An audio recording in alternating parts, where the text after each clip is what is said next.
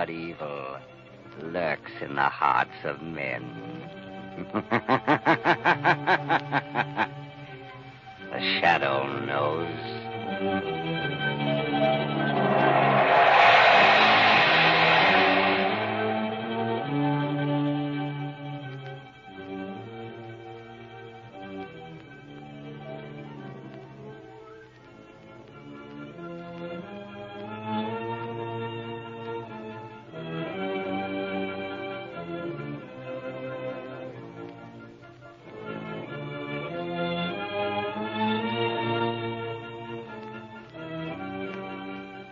Ladies and gentlemen, before the curtain goes up on the Shadow's latest exciting adventure, let me say this. I know that every one of you who owns a car is looking for a tire that will give you the greatest protection against skids and blowouts. And you'd like to get that tire without paying a price premium, wouldn't you? Well, I'm going to tell you about a new kind of tire that will stop you quicker, safer on wet, slippery roads than you've ever stopped before. This amazing tire is the new Goodrich, spelled Goodrich. Goodrich Safety Silvertown with the Life-Saver tread.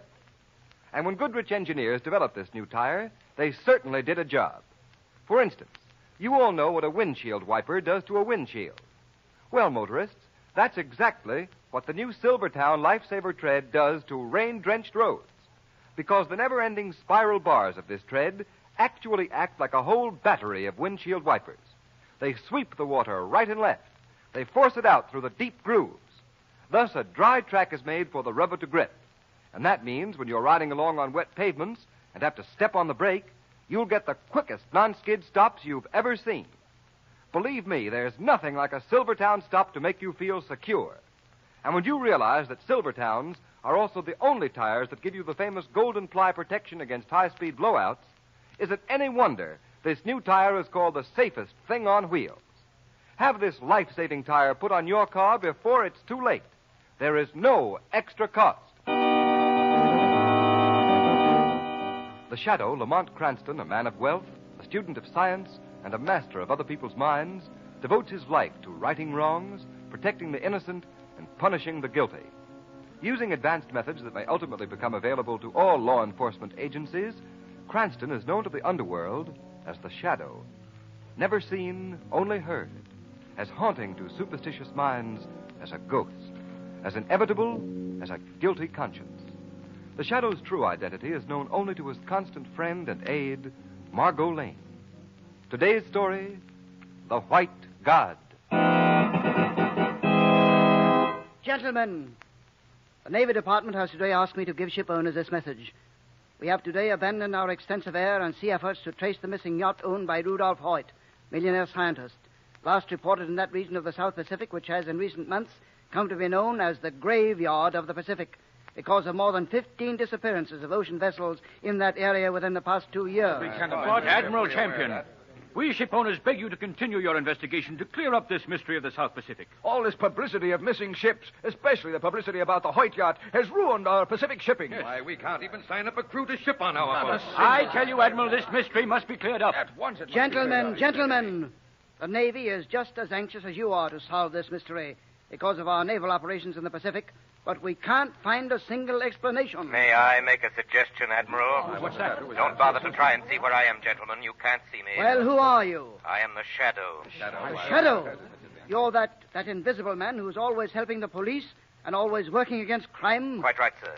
I do have the power of invisibility to conceal my being and my motions when assisting authorities in maintaining law and order and peace. Can you help us solve this mystery of the graveyard of the Pacific? I think that possibly I can, gentlemen. Just a moment. You know something about it? I have a strong suspicion that the graveyard of the Pacific is really the work of some individual. It's incredible. Maybe. It isn't logical that a group of modern ships, each one manned by an expert crew, equipped with the finest marine devices, should disappear unless they were made to disappear. And with a little help from you, Admiral, I think I can prove it. Well, what do you want of me? First, a fast cruiser to take me down to the South Pacific. Second, an airplane to cruise around among the islands. But you insist you must stay as the Shadow? I'm sorry, sir, but my identity must remain unknown. Besides that, I feel that I will be of greater value to the venture if our enemies cannot see me. Very well. I think I can arrange it through Washington. How many will be in your party? A young woman named Margot Lane will be your visible passenger. I will be with her, but you will not see me. You will advise the crew of my invisible state as the Shadow and tell them to obey my voice. even though they cannot see me. Anyone else coming? No, just Margot Lane and the Shadow. I hope that he's successful. I certainly hope that he can...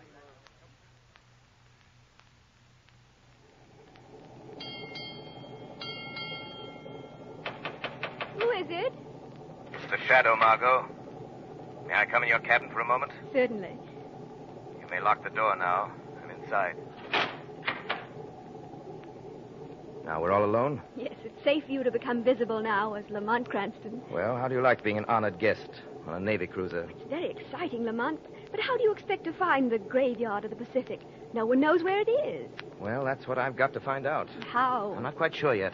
Is there any way I can help? Yes, Margot. This cruiser will put in at one of the South Pacific Islands tomorrow. I'm going ashore.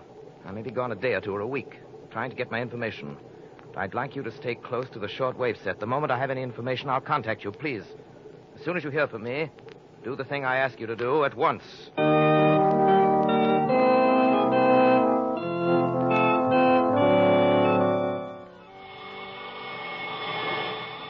Margot Lane. Margot Lane. Stand by for orders. Have the commander of the cruiser prepare a seaplane for immediate takeoff. I'm leaving this island where I've been for the last few days and returning to ship at once. I believe I know what happened to the missing ships. You will board the seaplane with me as the Shadow.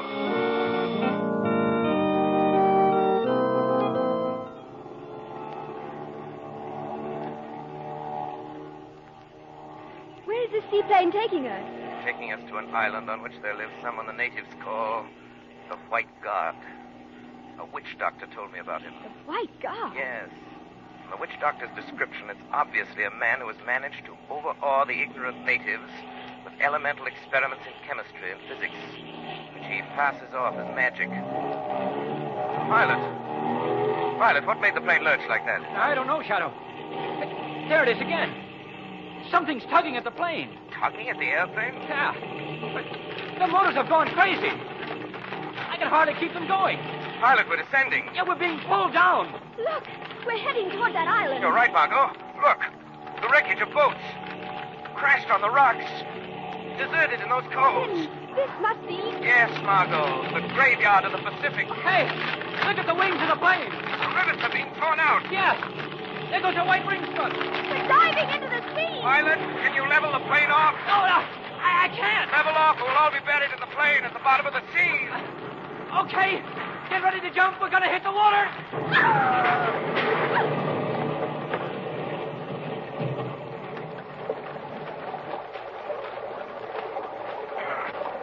All present and accounted for. I'm here, Shadow. Count on me, too. Good thing you leveled off so we landed on top of the water instead of beneath it, Pilot. Yeah, I afraid for a moment I couldn't make it. Well, I suggest we make for the island there and pay a visit to the White God.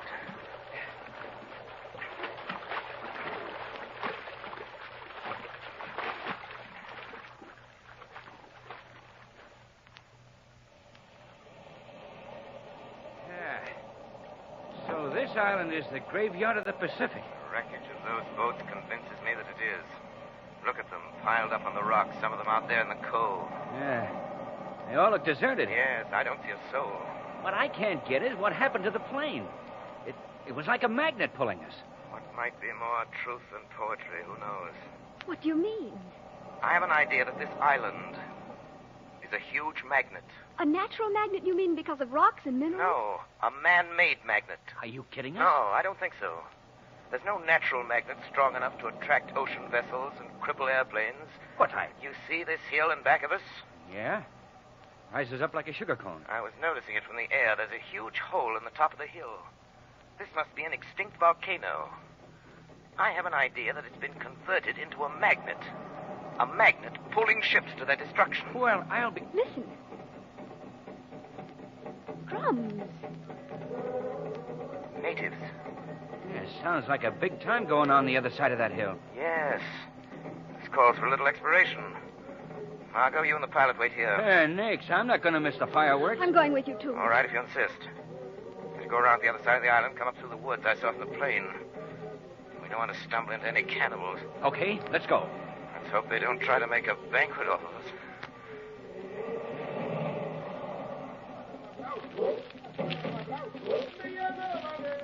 Here.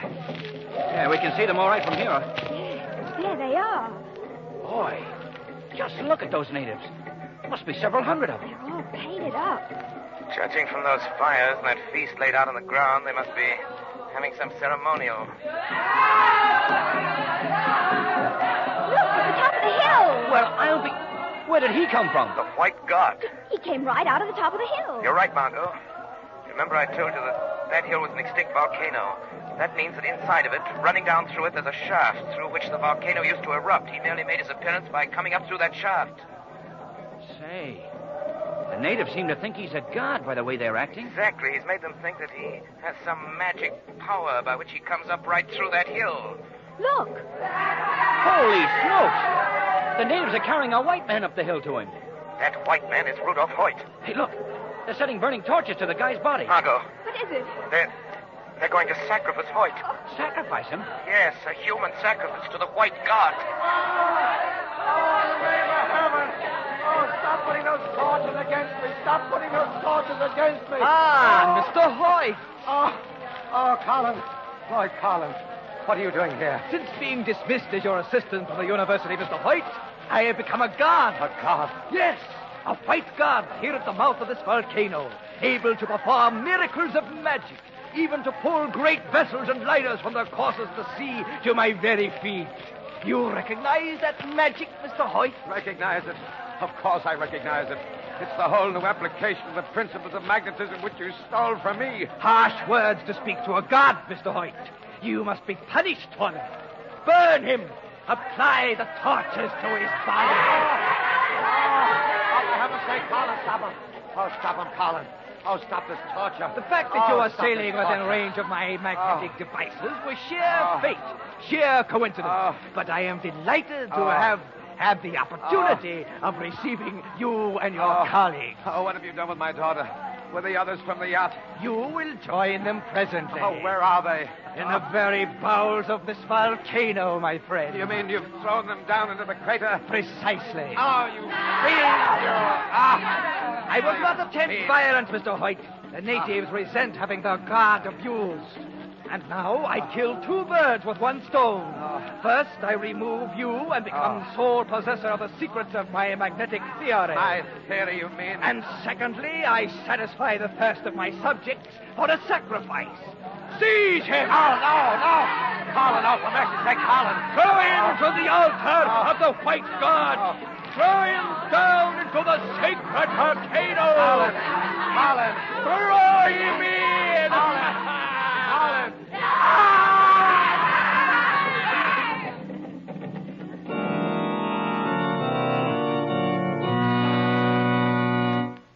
Ladies and gentlemen, how will the Shadow defeat his enemy this time? In a few moments, we'll continue this exciting story. But meanwhile, motorists, remember this. The road you travel on may be perfectly safe when dry, but deadly enemies when wet. Yes, beware. Roads may be skid traps when wet. Don't take chances, motorists, especially when you can now get a tire that will stop you quicker, safer on a wet pavement than you've ever stopped before. And that tire is the new Goodrich Silvertown with the Lifesaver tread. The never-ending spiral bars of this Lifesaver tread really go to work on a wet, slippery road like a whole battery of windshield wipers. These bars sweep the water right and left. They force it out through the deep drainage grooves. This means your tire actually has a drier, safer road surface to grip. This means real protection against the hazard zone of motoring. Think of the added security for yourself and your family from this road-drying tire. And then remember that Goodrich Silvertowns also offer you golden ply protection against high-speed blowouts. Is it any wonder that this new Silvertown is called the safest thing on wheels? Don't buy any tire until you've at least seen this new Goodrich Silvertown. Don't buy any tire until you've ridden on this new tire and discovered what it means to be saved by a Silvertown stop.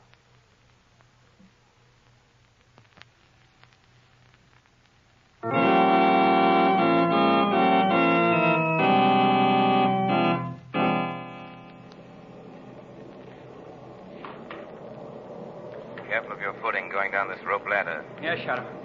You slip, you're done for. No foothold on the side of this crater. Do you think this is the way the white god came up out of this volcano on this ladder? I'm sure of it. I can hear water below us. There must be some entrance from the sea into the bottom of the crater here. What he undoubtedly does is come into the crater from the sea, then climb the rope ladder to the top. The natives think it's some hocus pocus. The primitive mind is eager to believe anything that savors of the supernatural. Wait a moment. What is it? Wires. Look. There are dozens of them embedded in the rock. The whole crater must be wired. I wonder for what? This must be the way he generates the magnetic force into the hill. Through these wires. You see, I told you this whole crater can be converted into a huge magnet.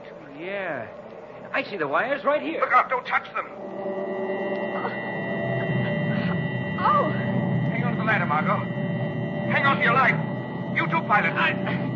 I can't hold on, Shadow. Something's pulling me off the ladder. Have you any metal on you at all? Yes, my flying belt. Then take it off, quick. I can't get it off. It's caught it.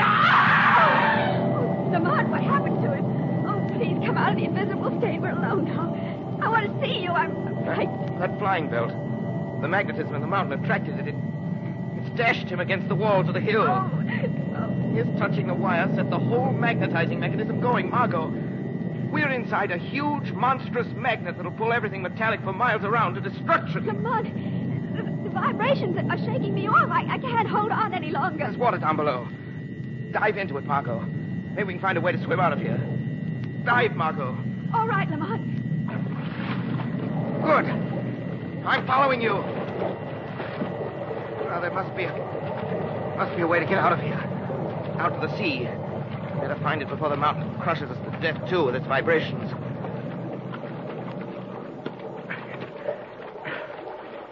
Oh, vibrations have stopped. Yes, the white god must have turned off the power. Lucky for us, he did. Oh, Lamont. Did you hear that? Yes. Yes, it sounds like a woman. Look, Margot. There she is. Hanging on that ledge at the side of the cabin. Let's swim over and get her. Lamont. Oh, seems more dead than alive. We must get her out of here. All right. I can manage to support her, all right. I've got her. All right. Take her someplace where we can bring her to. Hear her story.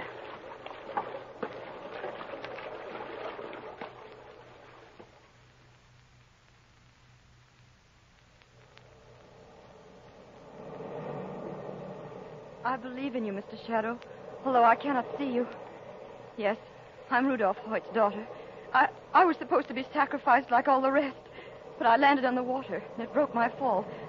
Tell me, my father, do you know whether... Is he? Yes. I'm sorry to say he's dead. Oh, Father. Miss Hoyt. Miss Hoyt, as long as that fiendish white god exists, that monstrous magnet at his command, not a soul, not a ship for miles around is safe. He must be destroyed. And I need your help to do it. I'll do anything. Good. Wasn't your father engaged on some research with new applications of magnetism? Yes. Had he completed them, magnetism would have taken the place of motors and steam engines and things. I thought so. Did he have any enemies in the world? Only one. A man named Lloyd Carlin, who used to be his assistant. Then the white god is Lloyd Carlin. He knew about your father's work in magnetic phenomena. He tried to steal them. I remember that, Miss Hoyt. Are you willing to help me try and destroy this monster? Yes. Anything. Good. Tonight, then, we'll show the white god and his natives a brand of magic. Magic? Tonight, Margot, you, Miss Hoyt, and I shall perform the magical feat of reviving the dead in a burst of glory.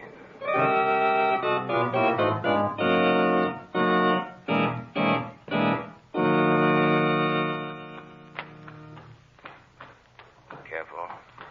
Careful on the steps of the ladder, Miss Hoyt. I am, Mr. Shadow. We're almost at the top. Good. Mr. Shadow, will you tell me why you wanted me to wear this bulletproof vest we found on the yacht? It's possible Carlin has a gun. And that vest might come in handy. Oh. And remember, a wooden boat is waiting on the shore by the woods. Run for it when I tell you. Yes, Shadow. Good.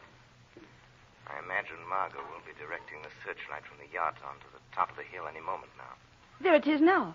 See, the light shooting across the mouth of the shaft? Yes. And we're We're ready for your return from the dead. Step out of the shaft onto the rim of the crater. All right.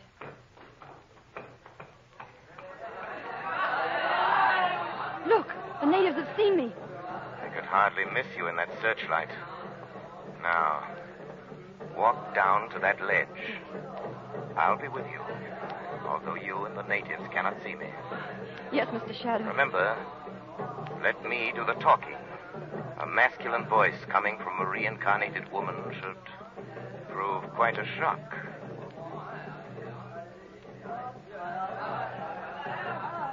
Hello there. Your voice has them all afraid. Just the effect I anticipated. Bring your white god to me, heathens.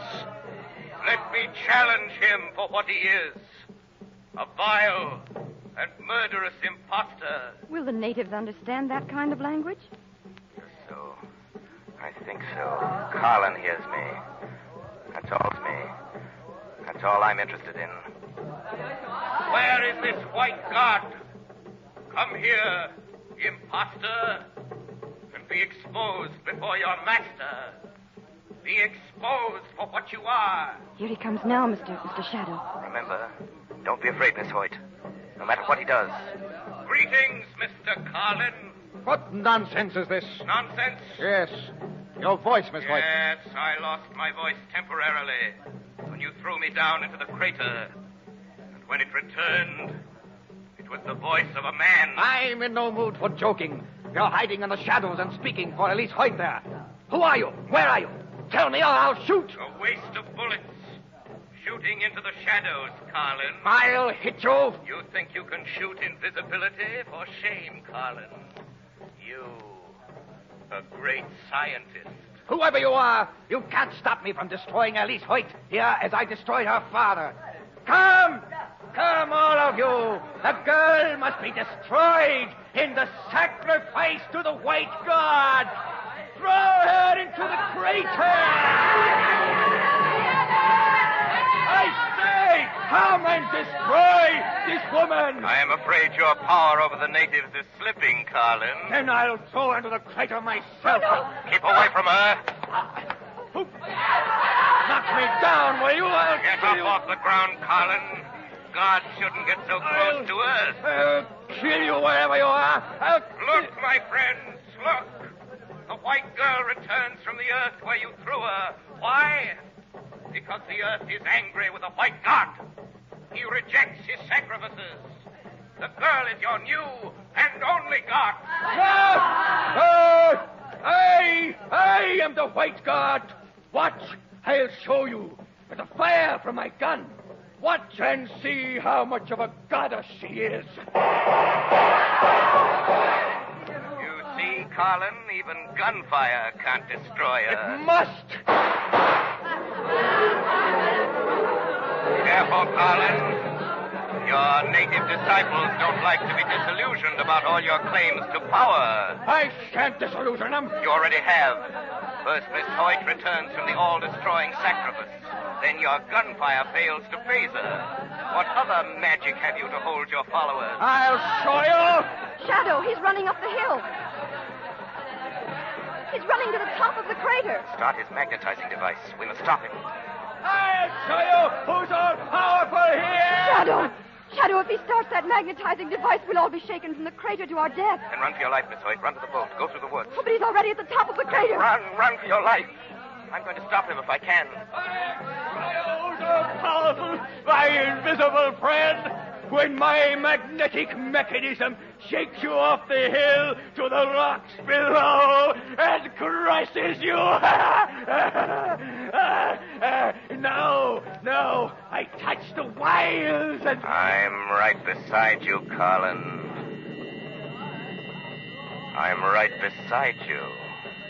You shouldn't have wasted so much time talking if you wanted to escape me. But you're too late. I started the magnet working. Rudolph Hoyt would have revolutionized all industry with this invention. Balls of steel would have taken the place of dynamos and turbines. Iron threads would have supplanted motors and engines. It was all my dream. My dream. But you concocted it all as an instrument of death and destruction. Used it to awe the natives who did your fiendish bidding against the unfortunate souls you lured here. The natives are coming to kill you, Carlin. They'll throw you down the crater. But you will die too, all of you. The power of the magnet increases unless it is turned off. It will vibrate the volcano until it crumbles to pieces. Do you hear me? You will die too.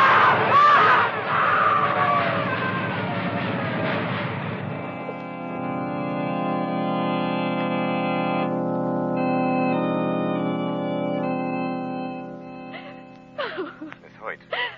Who's that? It is I, the Shadow. But I thought, weren't you killed with the rest of them when the volcano crumbled? Evidently not, Miss Hoyt. But you were up there with Lloyd Carlin. I heard you talking to him as I ran for this boat. You heard my voice, but I was only a little way behind you. But how? By the simple trick of ventriloquism, Miss Hoyt. Carlin thought I was standing next to him in the shadows when his own invention destroyed him and those unfortunate natives. Then that's the end of my father's invention, Shadow? Yes, Miss Hoyt. With your father and Carlin gone, we must wait until another mind can conceive it again. Until then, the secret must remain entombed in the volcano of the White God.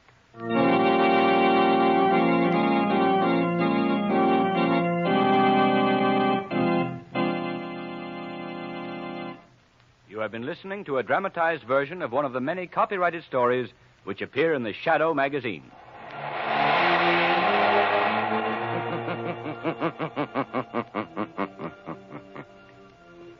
The weed of crime bears bitter fruit.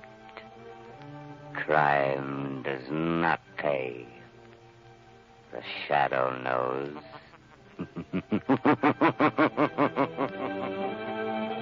All the characters and all the places named are fictitious. Any similarity to persons living or dead is purely coincidental.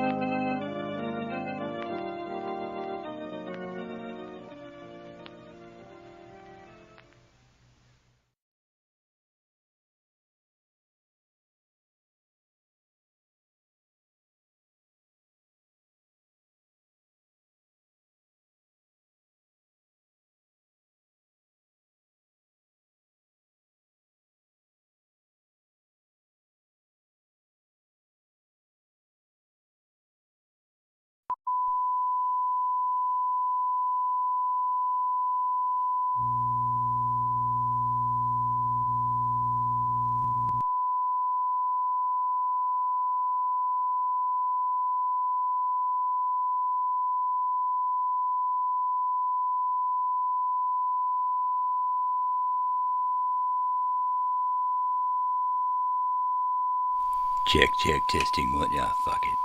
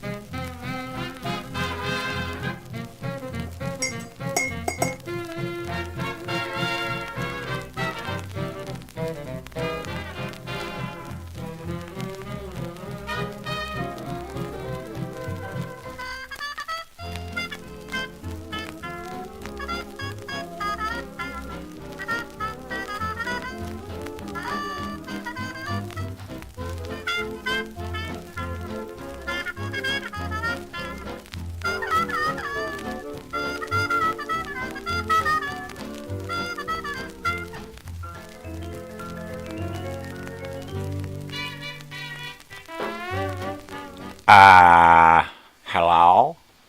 Is this thing on? What the fuck, man? Am I here or am I not?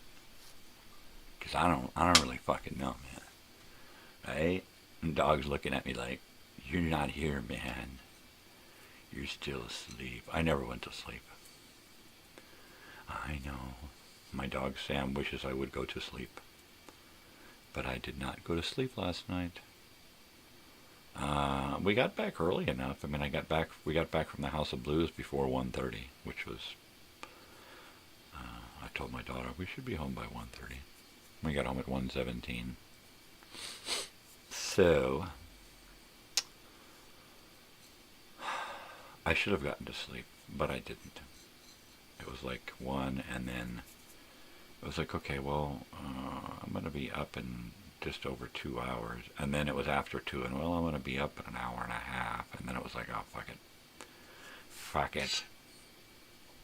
So I just stayed awake. I sprawled here on the couch uncomfortably for about an hour with the dogs. There's no room for me to lay on the couch. And then I got 2 dogs cuddled up next to me, right? It's so sweet that this morning they want to hang out with me. Ever since we got back this morning, Sam hasn't left me alone. And he keeps loving on me with his eyes, which is very cool. It's great to have affectionate animals. It's pretty awesome stuff. Well, good morning. It's, it's Wednesday. Sheesh, it's old time Radio Wednesday. And I am wiped out. Completely wiped out. In a few minutes, I am going to put on an episode of The Shadow. And then if you all see me fall asleep, send me a message. Wake me up. Because I fear that I will be falling asleep this morning at some point during the show. I don't like the filterless coffee machine. It lets through too much gook. It does. And I don't like it. So we're going to have to put a filter in there.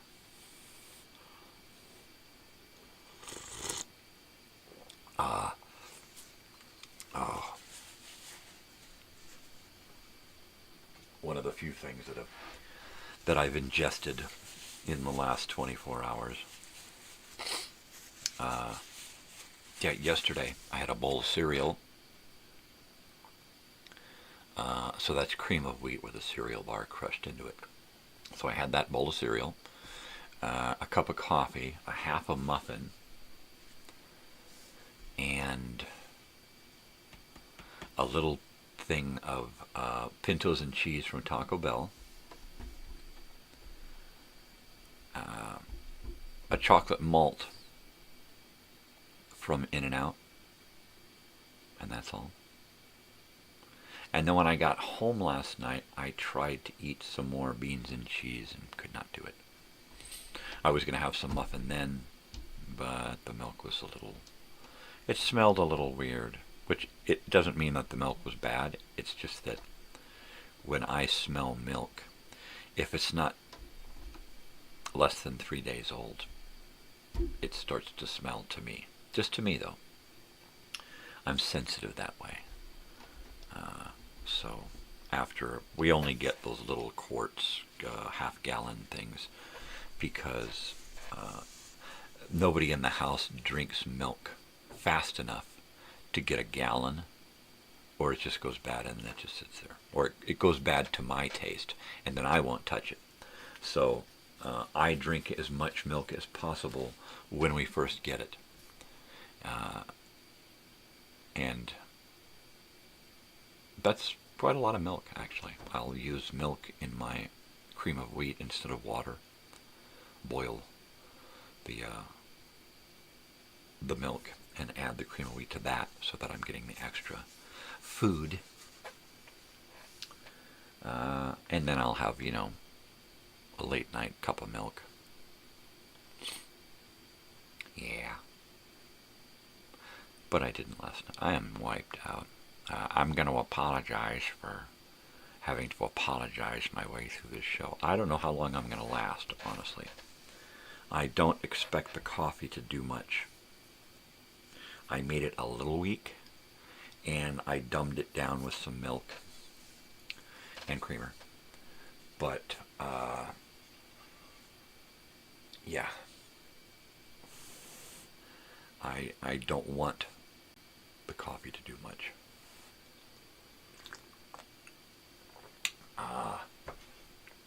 What I do want is these bong hits to do something. That's what I'm saying. I got the bong hit, baby. So let me do this bong hit we'll talk about last night. Right?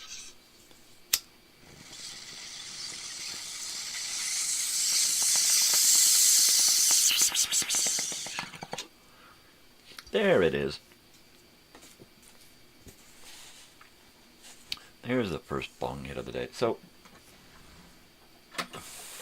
bong hit of the day. Gush mints from down in the desert. I ran out up here, and I didn't have the time to go to my usual supply. It's the tribal dispensary up here, which is where I go exclusively now. Mainly because the deals are a lot better. You get Palm Springs rich people prices down there. Up here, you get, you know, man of the mountain prices. And I don't have to sign up for any special deals. I don't have to join anything, have any special apps, click, you know, weird. They do it all on their own at this tribal dispensary. I have my own file. The more I get, the less I pay. So if I were to go in once a month, I'd be paying full price every time. I go in once a friggin' week. Lately it's been every, like, less than a week. Oh, the pain. So, I just prefer it up here because it's just cheaper to get my way through the week than it is at some other place where, and I never know what I'm getting. It's always potluck with these other places. They keep them wrapped up in the little baggies and you can't smell it and you can barely see it. And while that is the same up here at the tribal dispensary, I trust the staff. The lady who I was dealing with down at this place in Indio, Palm Desert area, she wasn't there. All right, she was not there. She was halfway there. She did not want to be there. She hated this job. She probably didn't even smoke pot because she didn't know anything about anything. And, you know, it was like, yeah, I don't care what you want. You want this, you want that. It wasn't that she was rude. It's that I wound up getting a $20 fucking eighth, which is, jeez. Hello.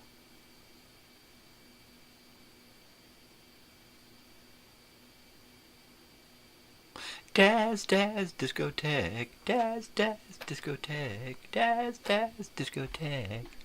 Yeah, baby. So anyway, I was down at this dispensary, and they didn't have shit. They kept, everything I pointed at, they were out of. So I'm like, well, what do you got that's comparable to what I want? Nothing.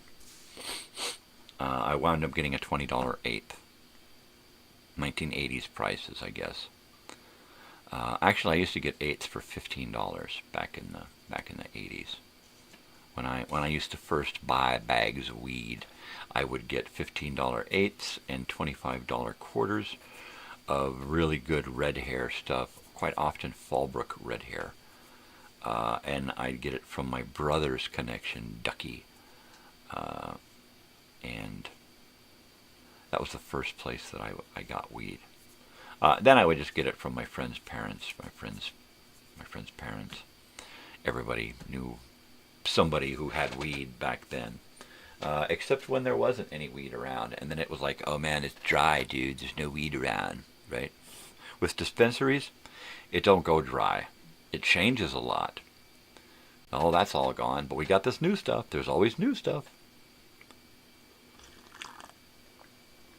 I got a big blueberry muffin sitting here looking at me. Don't know if I want to eat it yet. Maybe during the radio show, we're going to listen to an episode of The Shadow. We're going to listen to one of the episodes that I first heard of The Shadow series. I'm just going to go ahead and remove yesterday's stuff. Test, discotheque. Test, discotheque. So, I apparently put 2 records in the box today. But this is the record for the day, The Shadow. And it has on here The Firebug and Death from the Deep. Great episodes. So we're going to listen to Firebug. That's like the very first, probably the first Shadow show that I ever heard would be the record that my father brought home. I'm going to say to Sierra Madre Canyon back in the day, because he used some of the elements from this show on his radio show. So yeah, this is the actual album that my father brought home. This episode, this LP of The Shadow. Good stuff. Good stuff. So we'll listen to that in a little while. Until then, I'm going to do some bong hits. I'm pretty wiped out. My daughter had a ball. She said that the May Day parade, who we went to see at House of Blues, she said that she didn't understand what they were going to do, and she said they played a whole bunch of stuff from, old and new, and kind of a little bit here, a little bit there, a little bit here, and all over the place of their 20 years, right? And I can't remember what she said exactly was her favorite era, but she said she watched she listened to her favorite stuff, and then everything else she was kind of lost. And I said, so was it good? Did it make you want to go out and get more stuff, or was it like, eh? She was like, yeah, it was eh. That's my girl. She's honest to a fault, and that's great, because knowing that I raised an honest person, that's important. And so knowing that I have to go out of my way to be as honest as possible, as much as possible, not just in front of her, but honest when she's not around, honest with myself, honest with strangers, so the honesty that I have bred in her has bred honesty in me. So that's kind of weird. So that's cool. And it was someone, who was it? I don't recall who it was who said, and I'm going to paraphrase, that when you're doing something, anything in life, from the most mundane to the most important, always do it like your most cherished family members are watching you. Whether you're making a deal with somebody, you're selling a car, you're cleaning a house, you're mowing a lawn, you're working in a factory, you're supervising 1,000 people, whatever it is you're doing, do it as if the people that you're teaching to be good are right there watching you. All right? And I try to recall that lesson as often as possible. It's important, because it's important to me because it was never important to me growing up. I was raised by wolves. I mean, I was literally raised not to think like that. Obviously, because my parents would do things, not good things, right in front of me, and those were the lessons that I learned, that it was okay to do bad things if you don't get caught, if nobody's watching, if you can profit off of it. It's okay to screw over someone or a friend as long as you can get your piece. And that's how I was raised. And I had to change that by way of extracting myself out of that life, putting myself around people who I felt were better role models. That's a hell of a way to grow up, as a kid. Spending the first 10 years, 15 years of your life kind of being taught all of the wrong things, right? And then spending the next 15 years of your life trying to rewrite those lessons, right? And then boom, I'm a husband. And then a few years later, I'm a father, right? And I'm still learning and changing and trying to be a better person, trying to develop something in me that was never there, I spent most of my life being selfish, worrying about me, And it wasn't until I got married and had the opportunity to be a father, the privilege, and then I found out it's not all about you. There are people out there who have children, and it's still all about them. It's all about mom. It's all about dad. And their kids come second, And that's kind of fucked up. And they come second when they're told to shut up, behave, and they stuff a screen in their face and say, "Here, go on, I'm busy." And then they go into their own screen. Now, that always puzzles me, is how they don't have time for their children, so they give them a screen. And then what do? They don't have time for the children because they're on their own screen. Yeah. I probably saw no less than 30 people on the freeway, back and forth, distracted by their phones, right? Completely fucking distracted. Had I been distracted, yeah, I mean, it would have been horrible, had I been distracted. But I have to stay undistracted. I have to watch everybody else. I have to be the guy on the road that knows what the fuck's going on, because I feel like nobody else does.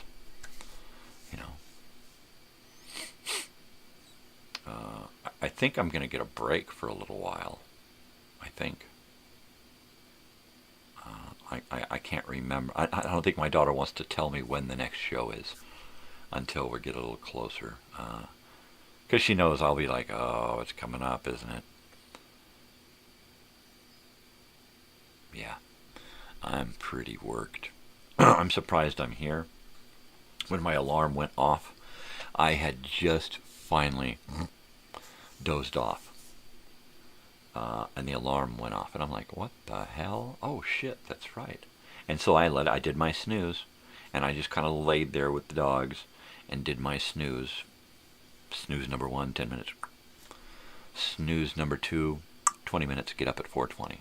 So at 4:20 I'm up, flipping on cameras, flipping on lights, flipping on computers, flipping on monitors, microphones and shit, making coffee, hitting the turlet,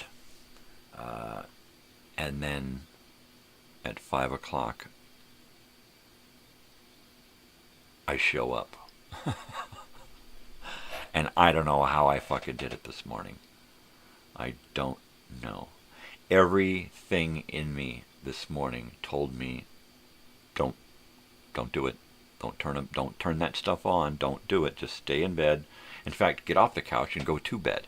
My plan was to pump up this air mattress, this brand new air mattress, and just park it right here, literally 2 feet on the other side of my desk here, and just sleep there for a couple of hours, right? And not harass my wife with the air and the alarm and the dogs and me and my moving around, right? She's actually got a life, and I don't need to disturb her. So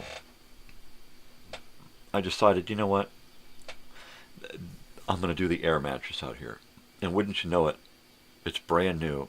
And the first time I open it up, it's got a pump with a battery in it and a USB charger. And I'm like, crap, it's not going to pump up. It's not even charged. So I plugged it in to my computer, to the USB port, and lo and behold, it is still charging. So it charged for a couple of hours before the show. I rebooted the computers, and it's still charging now. The plan was to wait till my daughter got in the shower and made the shower noise on that end of the house, and then I was going to make the pump noise on this end of the house and not disturb my wife. And after I was like, no battery? Fuck it. I'm just going to lay on the couch. I snuck in there, got a couple of pillows, and my dog Sam and Tootsie cuddled up on the couch with me. Of course, Oliver's like, I'm out of here. I'm going to go with Mom. He's a mama's boy. He likes to curl up at her feet under the blanket.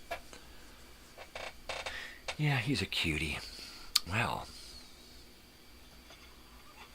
Joey must be exhausted again today. He's not here, so he's either leaving work late, which, oh my goodness, Joey. Por favor. Oh. No trabajar mucho, dude.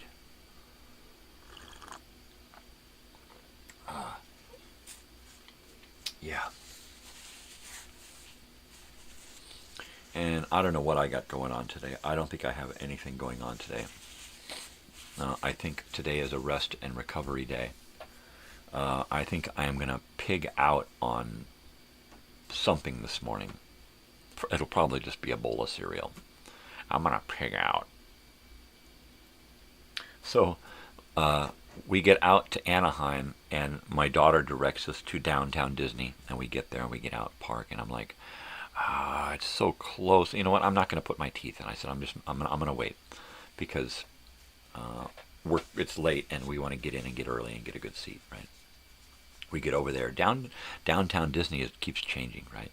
So we get over there, and of course the House of Blues is no longer there. It was moved. It's now on the other side of Disneyland, on a side street. So it's like, okay. So we walked back to the car.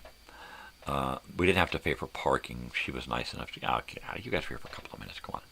So we went over, finally got parked, and got over to the House of Blues. Got checked in through security. It's one thing about being an old guy is people don't fuck with you about little shit. You're not allowed to bring water in, bottled water. Well, I'm an old guy, and I'm going to need my bottle of water. Doctor's orders. All right, well, let me just go check. But yeah, take it in. And then they're throwing complimentary waters at me inside. So that was cool. Also, hobbling around with a cane. It's real easy to get a seat in the disabled section, or the VIP/disabled section. So that's where I got to sit. I actually got to sit at the concert. I took my cane and my seat cane in, just in case. Didn't need to use it. But I was hobbling all over that place. We went in, and my daughter went right to the merchandise line. I went right and got a chair, and then put my stuff down, and then, boom, a server showed up and said she would bring me chicken tenders for my daughter. It's like, oh. So I had to hobble out to my daughter in line and stop her before she went and ordered chicken tenders. She's like, well, I was going to eat them in line. And I said, well, yeah, but you ordered them after me. You're not going to get them. Either way, you're not going to get them until you're sitting down, until you're done. And lo and behold, they show up, and I'm like, well, crap. she's not here yet. And I take them out to her, to the merchandise line, and there she comes walking back, done. I told her. So we sat down for a couple of minutes. The lady who offered me a seat, one of the employees there, doubled it and got me a seat for my daughter. So we hung out. She ate half of her food real quick, and then boom, she was gone. All right, I'm going out. And she went down and went out and got as close as she could get to the stage. And she was there the whole time. She was there the entire... Now me, the old party pooper guy, I just sat in my chair, and of course I was parked right under an air conditioner vent yet again. It must be common in these places. The whole place is an air conditioner vent. So an hour in and I'm freezing. 2 hours in and I'm just... They don't have hot coffee at this place. I got my daughter's brand new shirt wrapped around my neck underneath my collar. All right? I got her sweatshirt that she don't want because she's like, nah, man, I don't need it. So I got her sweatshirt over my legs, right? I didn't put a hoodie on under my corduroy, so I was cold. I was freezing. I pulled my arms into the corduroy and was holding my arms like this, trying to warm my arms up.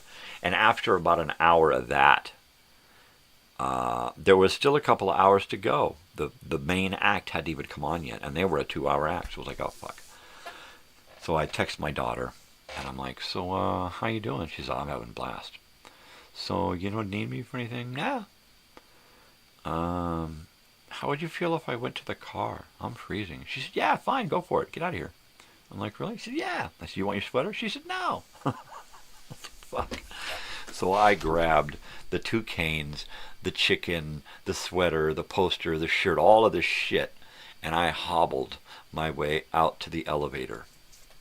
I got to the elevator, and I had no fucking clue what floor we had parked on. I know that we had come up to 4, but I didn't know where from.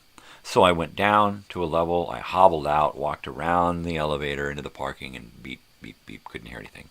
So I got back on the elevator, went up, went down, went up. I literally went to 4 different floors before I went down to one that said employee parking, B1. We couldn't have parked, but that's where we parked. So I went down there and beep, beep, there it is. So I sent her a message, elevator B1. And then I went into the car, grabbed a couple of pillows out of the back of the car that I keep in there, and put my seat back all the way and just tried to relax with that heater cranked up. And it took me half an hour to get warm. That was a bummer. I need to stick an extra hoodie in that, in Mom's car. A little bag with a couple of things in it, you know, a couple of warm items. But, wow, I froze. So, she had a blast, of course.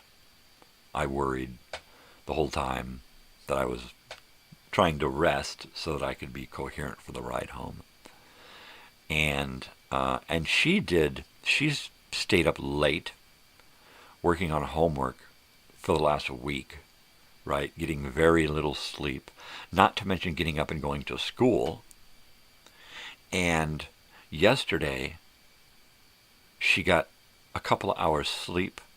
We went to school. She went to school for 3 hours, 3.5 hours. And then we jumped in the car and drove to Anaheim. And then came home.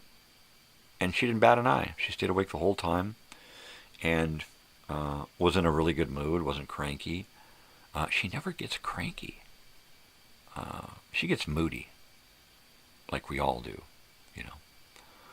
But she doesn't get cranky. Like, I get cranky, you know. I get hangry. I get hungry cranky.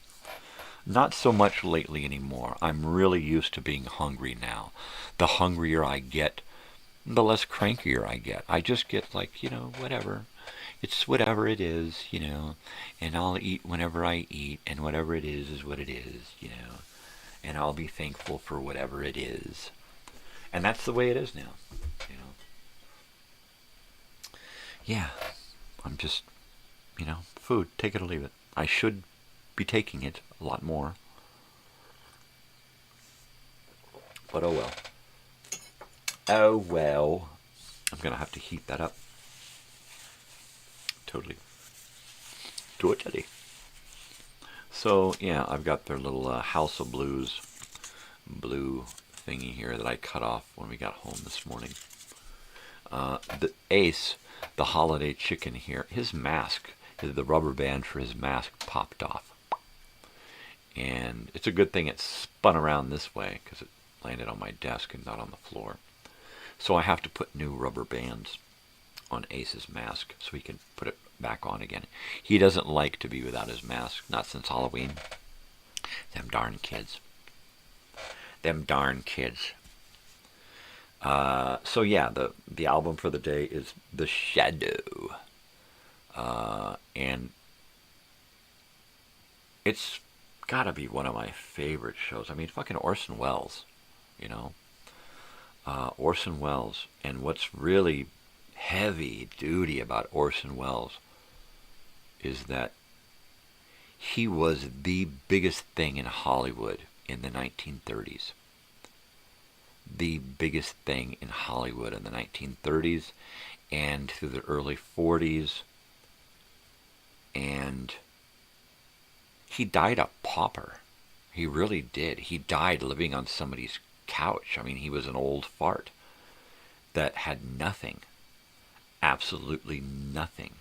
He lived on Peter Bogdanovich's, the director, Peter Bogdanovich. He lived on his fucking couch. Or not on his couch, so to speak. He lived in his house, in like a guest room. And that was it. You know? He died a house guest because he had nothing. And yet, he made one of the most famous films ever, Citizen Kane. He made the most famous radio show, War of the Worlds.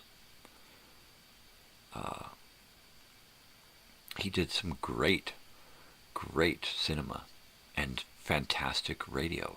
And then, at the end of his life, he was hawking wine on television and being the voice of Robin Masters on Magnum P.I. Right up until he died, that's what he was doing. And he was narrating. He did a lot of narrating. A lot of TV, a lot of educational films. I've got a few educational films on the channel that, gosh, that's Orson Welles narrating. Sure is. Sure enough is. And he doesn't just narrate, but he stars in it. And when they put him on the screen, he's bigger than life. He sits there just big, in a big, like, robe. The robe. Yeah, he's just crazy. And the fact that he was so entitled, right? He lived with Peter Bogdanovich and his wife, Sybil Shepherd. And he was an ungrateful bastard, you know?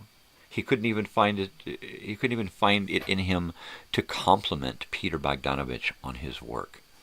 You know, I could have done better. I mean, it was literally that kind of a dickhead, you know. But because he was Orson fucking Welles, how are you going to kick him out of your house, right? Man, how do you deal with somebody like that? You know, who knows that he's bigger than life? Yeah, heavy stuff, man. Heavy duty, man. All right, I'm gonna go ahead and do it. I'm gonna put on some.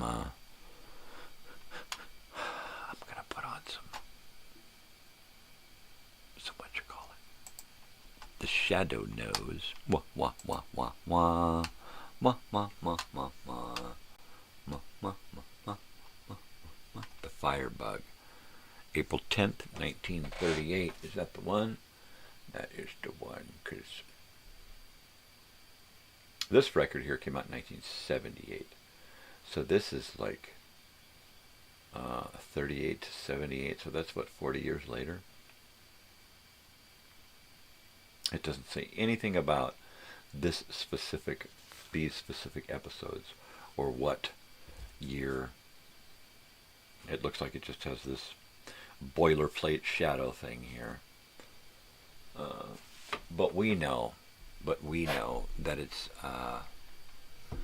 April 10th, 1938, and the shadow, because that is the shit, man.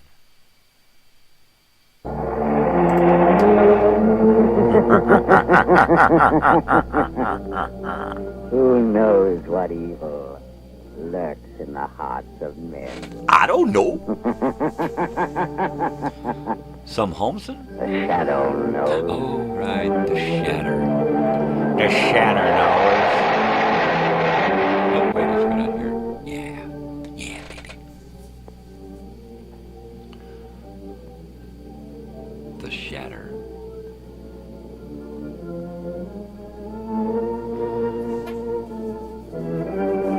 Totally. I mean, yeah. When I was a kid, we used to listen to this shit. Sometimes it was the only entertainment we had. Ladies and gentlemen, the Shadow's exciting adventure starts in a moment. But right now, motorists, I have the biggest, the most exciting news you've heard since the days of the first pneumatic tire. What? It's all about the tire sensation of 1938. The new Goodrich Safety Silvertown with the amazing Lifesaver tread. This new kind of tire is utterly different in appearance, design, and action than anything you've ever seen or felt. At the first sign of a skid, it turns the wet road under your car into a dry track and stops you quicker, safer than you've ever stopped before. Totally. Hard to believe? Yeah. Just listen to this startling proof. An exhaustive road test made by the commercials back then, they were a little bit different. In the country against regular and premium price tires of America's 6 largest tire manufacturers, no tire tested, regardless of price, came up to this new tire in non-skid action. These severe tests, made over a 3-month period, also proved that the Silvertown gave more non-skid mileage than any of the other tires tested in its own price range. That's probably admin bullshit. 1% more miles before the tires wore smooth. You'll never know what the word stop really means until you felt the grip of the new Silvertown on a wet, slippery road. Yeah. For safety's sake, make your next set of tires Goodrich. It was wet yesterday. Goodrich. Goodrich Safety Silvertown. For the love of Pete.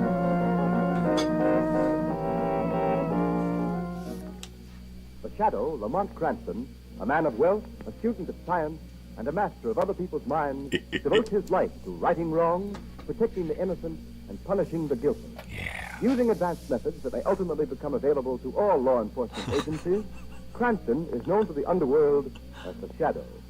Never seen, only heard, as haunting to superstitious minds as a ghost, as inevitable as a guilty conscience. The identity of the Shadow is known only to his friend and aide, Margot Lane. Today's story, The Firebug. Well, she looks like a Margot, my secretary here. She looks like a Margot. She does. I think we'll call her Margot. Fire reported at 4th and Chestnut Street. Blaze at 4th and Chestnut. Fire reported at 4th and Chestnut Street. Blaze at 4th and Chestnut. 4th and Chestnut. I'm going to go heat up my coffee. I'll be right back. Let's turn off this. Keep back of those fire lines. Let me through. My baby's in there. I've got to save her. I'm sorry, ma'am. We can't let you in there. You'd be burned to death. Look, officer, I've got to get through there. I've got to, I tell you. My brother and sister are in that building. I don't care. Get back. Hey, you get back. Stop that guy. Don't let him get in there. Stop him.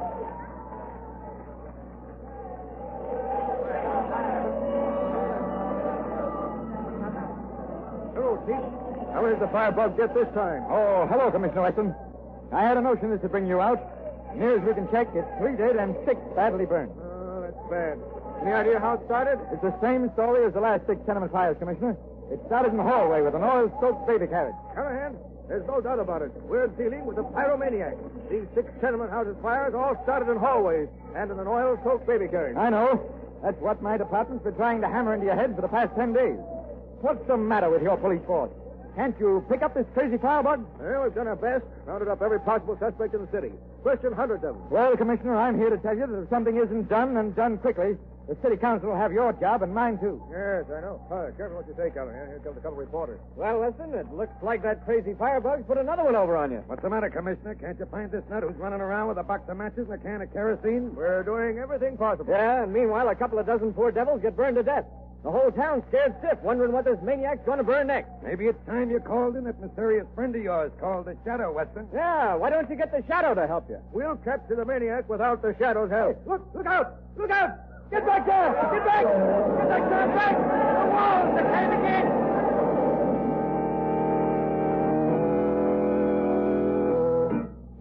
That's heavy, man. That's heavy. You know, Lamont, I feel sorry for Commissioner Weston. The newspapers are writing the life out of him. Yes. Listen to this editorial. Enter the Shadow. Due to the inability of our police force to curb the wave of incendiarism, dozens of innocent persons in the tenement of our city have died. Weeks have passed, and yet the fiendish criminal responsible for these fires has not been apprehended.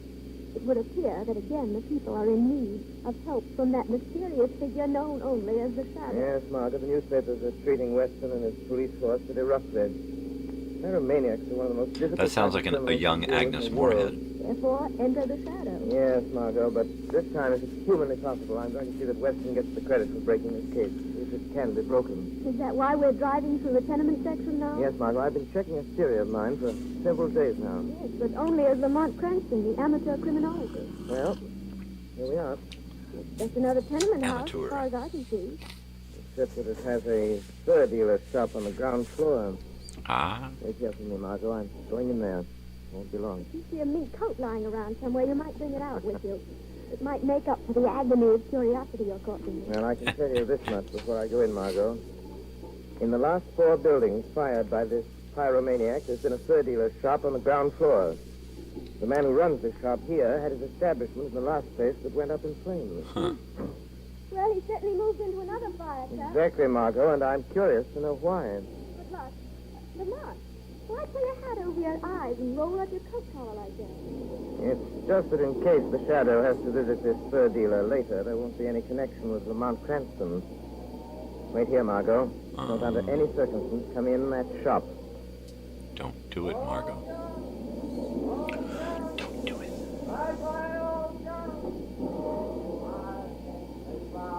Antonio, you come in the house right now. Come on, I guess I'll eat some muffin while we're listening. Hey, what can I do for you, miss? I'm trying to match a piece of fur. You seem to have quite a collection here. I don't sell retail. Who sent you?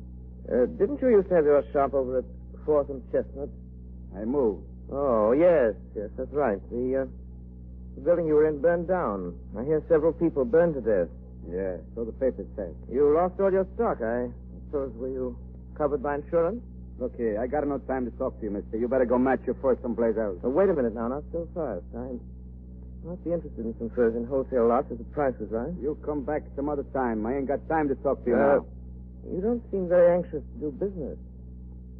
Could it be that you don't care very much about selling furs you carry in stock? What do you mean, mister? Who are you anyway? What are you coming around here asking a lot of questions for? Trying to make me talk. What do you want? Well, at the moment, I'd like to know why you're so anxious to get rid of me. You expecting someone? What if I am? It's none of your business. So get out of here. If you don't mind, I think I'll just have a little look around. If you haven't got what I want in the way of furs, I won't come back. Nobody asked you to come here in the first place. Hello, Valley. Well, I see you're all set up in your new joint. Yeah, I got a customer over here behind the rack. Oh, I see. Copper? I don't know. He said he'd come in here to match some furs. He looks funny to me. Yeah? Listen, Valley. Go out the front door and pull down the blinds. We'll soon find out what he's here for. Okay. We better take him in the back room. Oh, once over a clip at the brass knuckles will do the trick if we won't talk without him. He's right back there. Yeah. I don't see anybody. Why, right in it. Hey, he ain't here. But he was just a couple of minutes ago. I seen him go in between those two racks. Maybe he heard us talking and beat it out the back way. No, he can't do that. The door's locked. I got the key in my pocket. Then he's got to be here somewhere. He couldn't have gotten out. Hey, Hickman, wait a minute. You hear that? Yeah, he heard it. Came from back there in the corner. Come on. Look out. Maybe he's a cop. Got a gun. No, Varelli. I am not from the police. I carry no gun. Boss, that boy's waist. It came from the corner. But there's nobody there, nothing. All right, shut up. There must be somebody there. Come out of there, you, and come out with your hands up, or I'll fill you full of lead. Things in the shadows are best left in the shadows, Eggman. Who are you? What are you doing here? What do you want? I'm looking for a man. 2 men.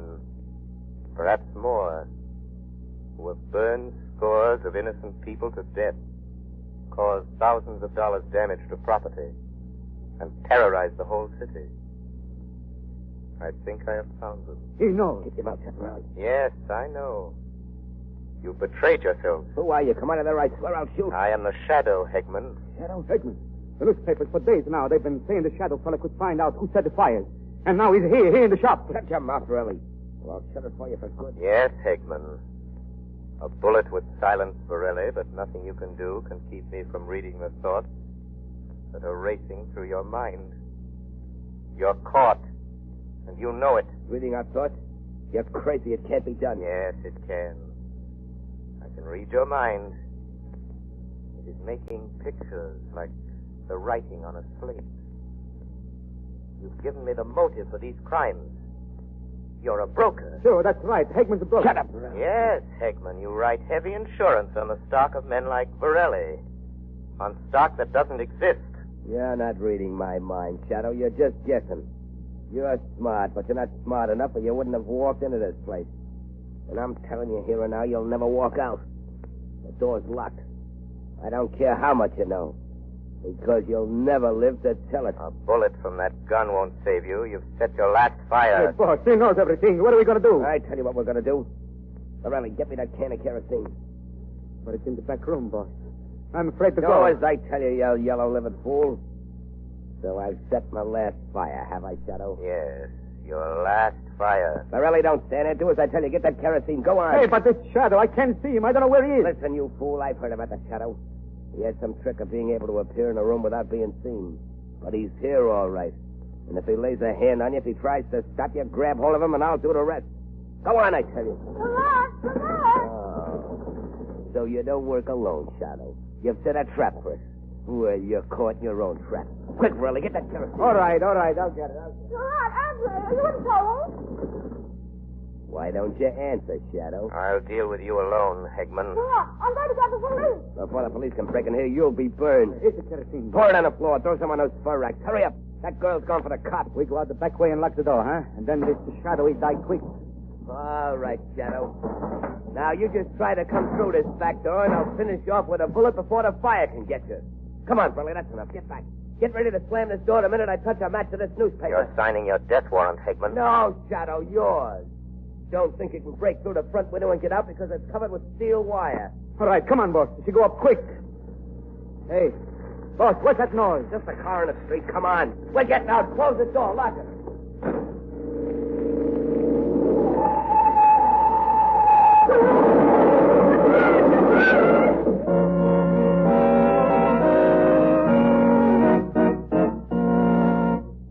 Ladies and gentlemen, is the Shadow on the right track? The next few minutes will give the answer. Right now, motorists, remember this. When you're tempted to try squeezing the last 1,000 miles out of a worn tire, watch out. You may save 50 cents at present tire prices, but who knows? The Shadow knows. Suppose you had a skid, a blowout, while hitting it up along some fast, crowded highway. Yeah? Think what it might cost you in repair bills, doctor bills, hospital bills. Take the Shadow's advice. Play safe. Yes, motorists. And the way to play doubly safe is to ride on the new Goodrich Safety Silvertown. Because this new safety sensation is really two great tires combined in one. Outside, every new Silvertown has the lifesaver tread that reduces the danger of skidding as never before.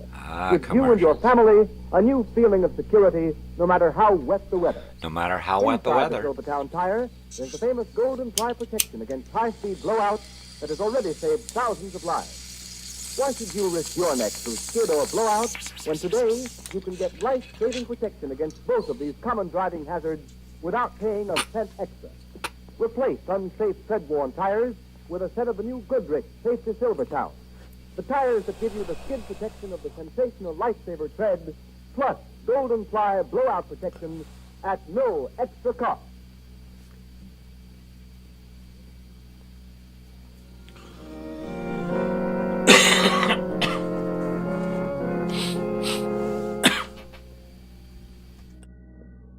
Margot, that'll be the police checking up on how my car happened to crash into that first door at the exact moment the fire started. What are you going to tell them, Lamont? I got away in the crowd before anybody had a chance to see me. Police said over the phone that my car was being driven by a young woman. Then they suspect... I don't think so, Margot. I told them the car was stolen. And that makes a criminal out of me, doesn't it? No, but you're safe, and that's all that matters. Yes, for once I'm glad you disobeyed my orders, Margot, but now you'd better go in my study and wait. I don't want the police to find you here. All right, Lamont. I hope they don't get suspicious as to what really happened and discover it. So they're criminals against crime? Neither do I. Like the Green Hornet? Oh, good evening, Sergeant. Come in. Sorry to keep you waiting. That's all right, Mr. Cranston. I've just got a few routine questions to ask you in addition to the information you gave us over the phone.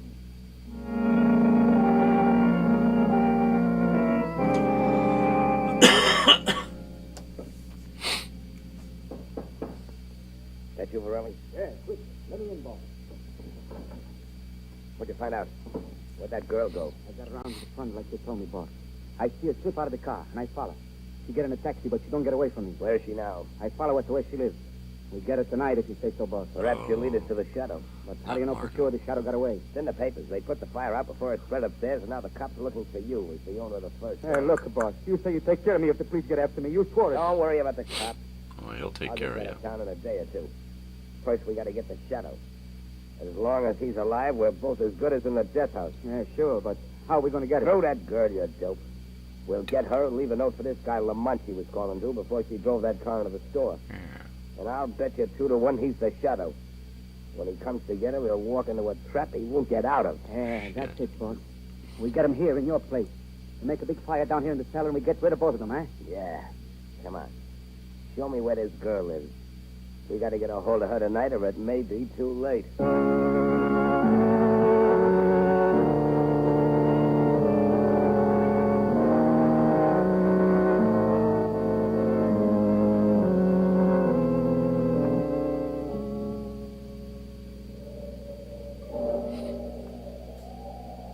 Get him, Shadow.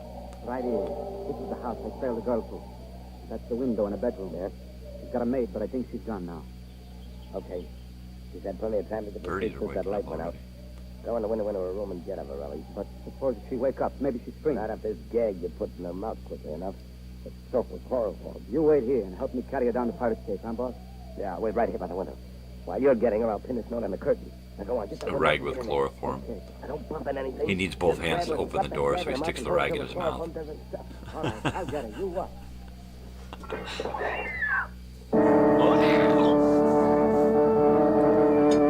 Scared the hell out of Margot.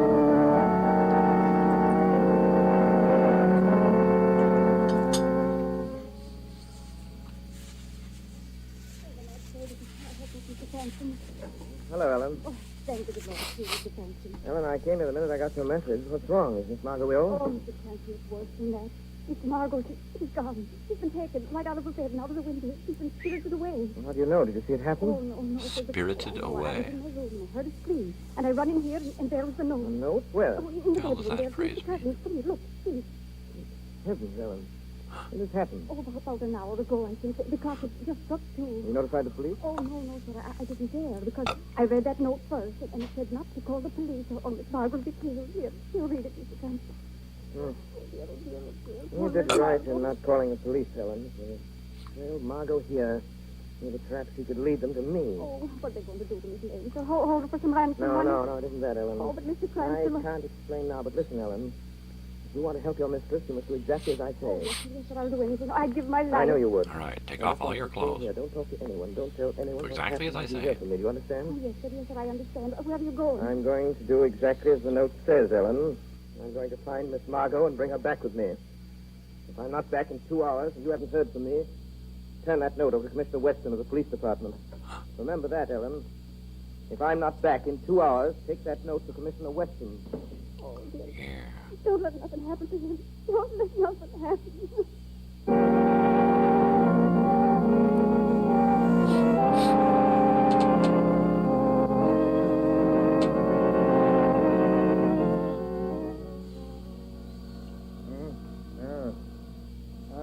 Sir, have fine time of night to be calling. Hello? Hello? Hello?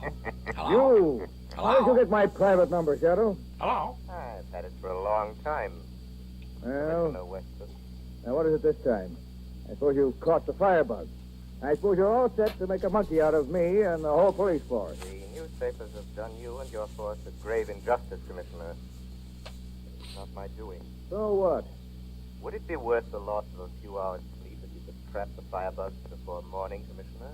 Now, who are they and where are they? I have an appointment with them within the next hour. I'm finished with them. They're yours. You're What a ready to guy. face them. With them, you can have the honor and credit of ending their reign of terror, Commissioner. What am I supposed to do? Wait here and twiddle my thumbs? No. Throw a cordon of police around the district bounded by 4th Street and the river, and from Spruce to Medley Square. Why, you're crazy. That'd take half my force. You're worth it. All right. What then? Keep in touch with headquarters. If you've not heard from me by 4:30, a note will be delivered to you, telling you where to find the firebug and the body of the shadow.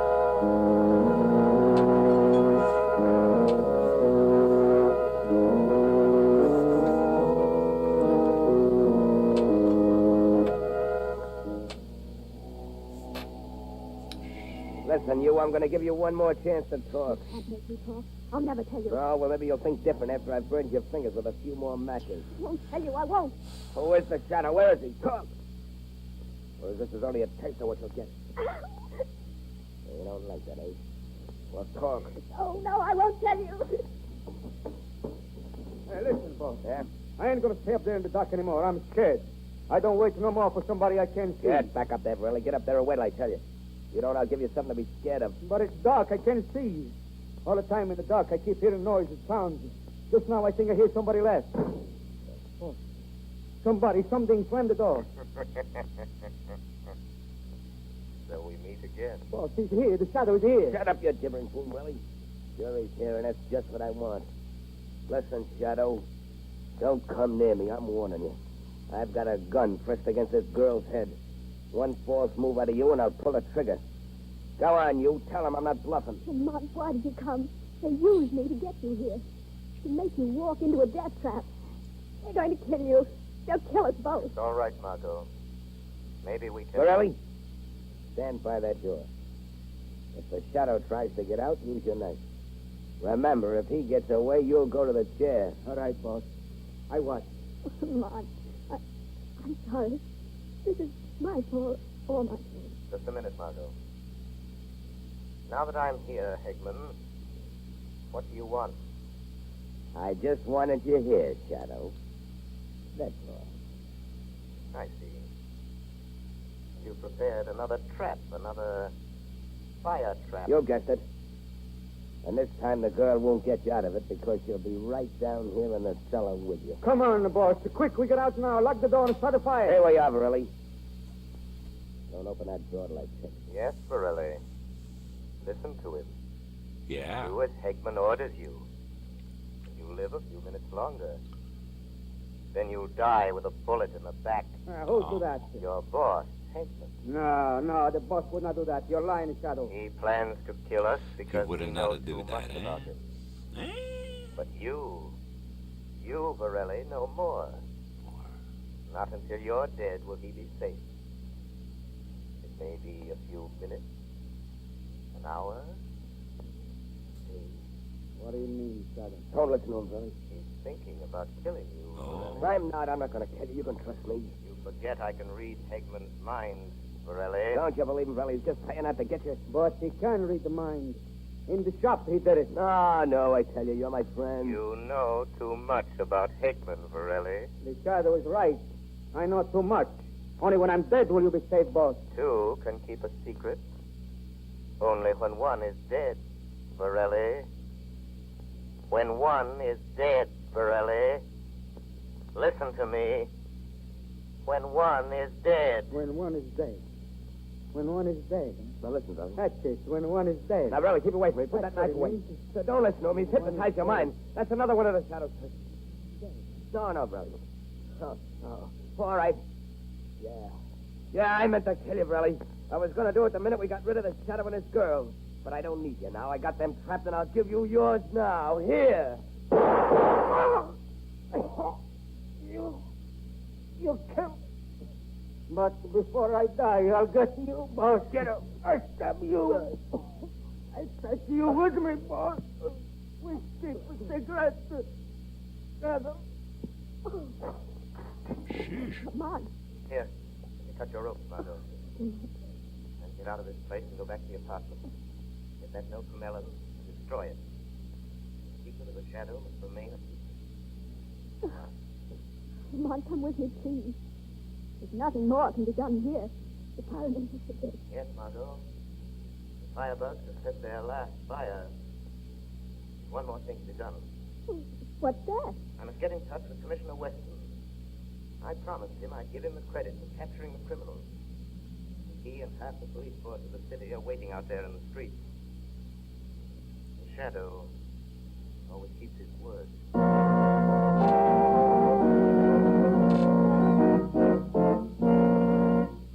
You have been listening to a dramatized version of one of the many copyrighted stories which appear in the Shadow magazine.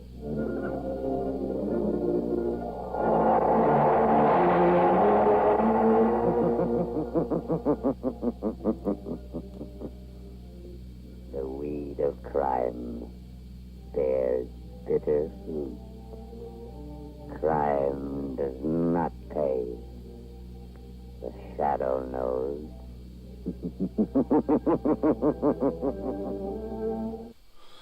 All right, that was The Shadow from April 10th, 1938 there. That was pretty cool, huh? That's my first show. This is the first one I heard, man. It's pretty cool to have that memory. Not just here, but on the channel. You can watch this video on the channel. I think this is like one of the first. It's got it's Orson Welles, so it's one of the first that I've uploaded, and it's great. It's been playing Mondays here on the channel for almost a year now. Quite a few episodes uploaded. I'm exhausted. I'm wiped out. The bed, she is a-calling me. I keep looking over at my dog, Sam, and he is just passed out on my pillow on the couch.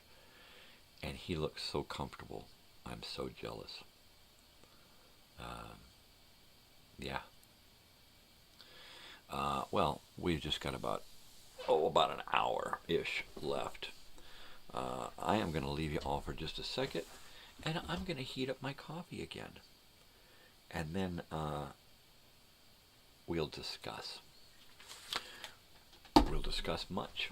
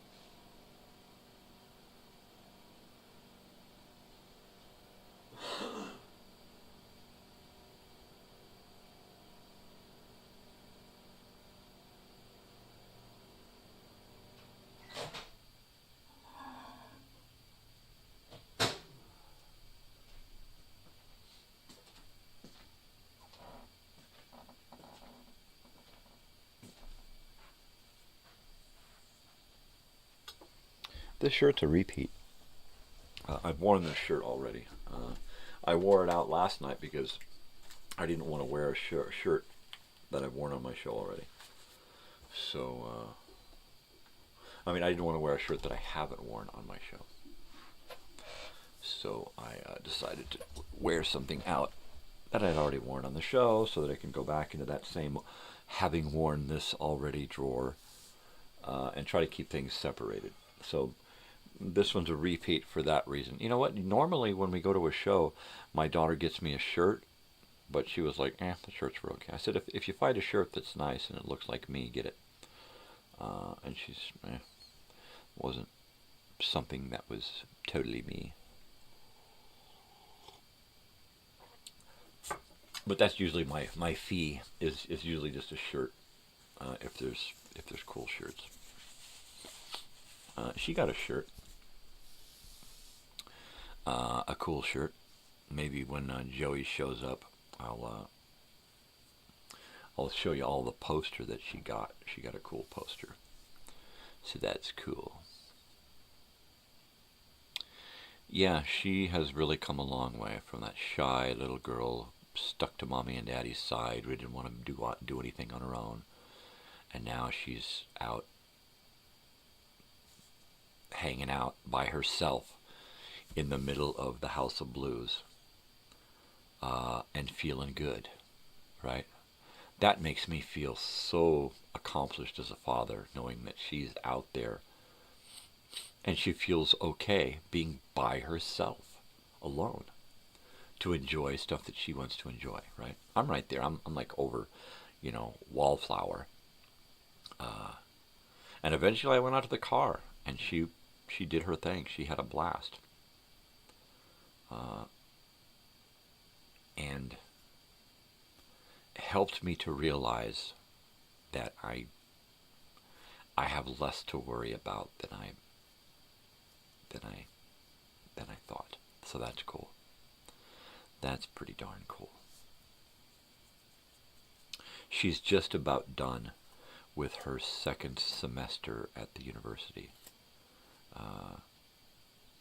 And that's pretty cool.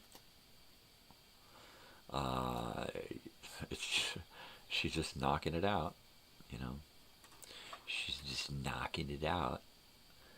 I'm sure she's going to get great returns on her grades and her projects and stuff that she's turning in a project today. The board that she worked on last night or this morning, before she got in the shower to go to bed, we cut her poster board down. She had fixed her poster, put all of her stuff on it for her class, and then measured how much we needed to cut off, and then this morning I cut it off. And then she did her thing. I'm sure she came in here and saw me passed out on the couch with a couple of dogs and left me alone. But I left the TV on and the remote over here. I left the light on, so I couldn't really, even if I wanted to, I couldn't go to sleep, not comfortably, because first I'm on the couch, second the light's on, the TV's on. The TV's too loud. So I am looking forward to this morning crawling into my bed. I'm hoping that I get a couple of dogs to go with me, because they've been up all morning with me. They don't like it when somebody's gone from the house, right? Oh, he's dreaming.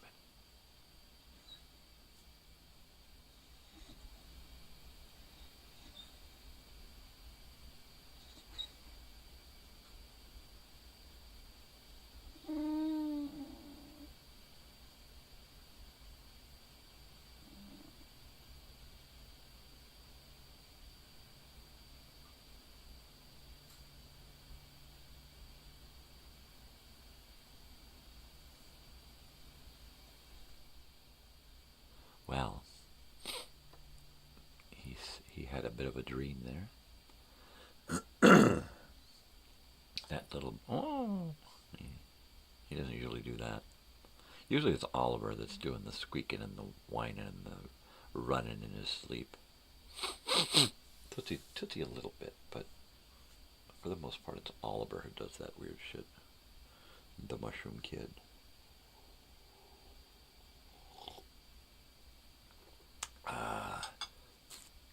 Totally man. Totally man. Totally man. Totally man. I couldn't wait to get home last night. I really.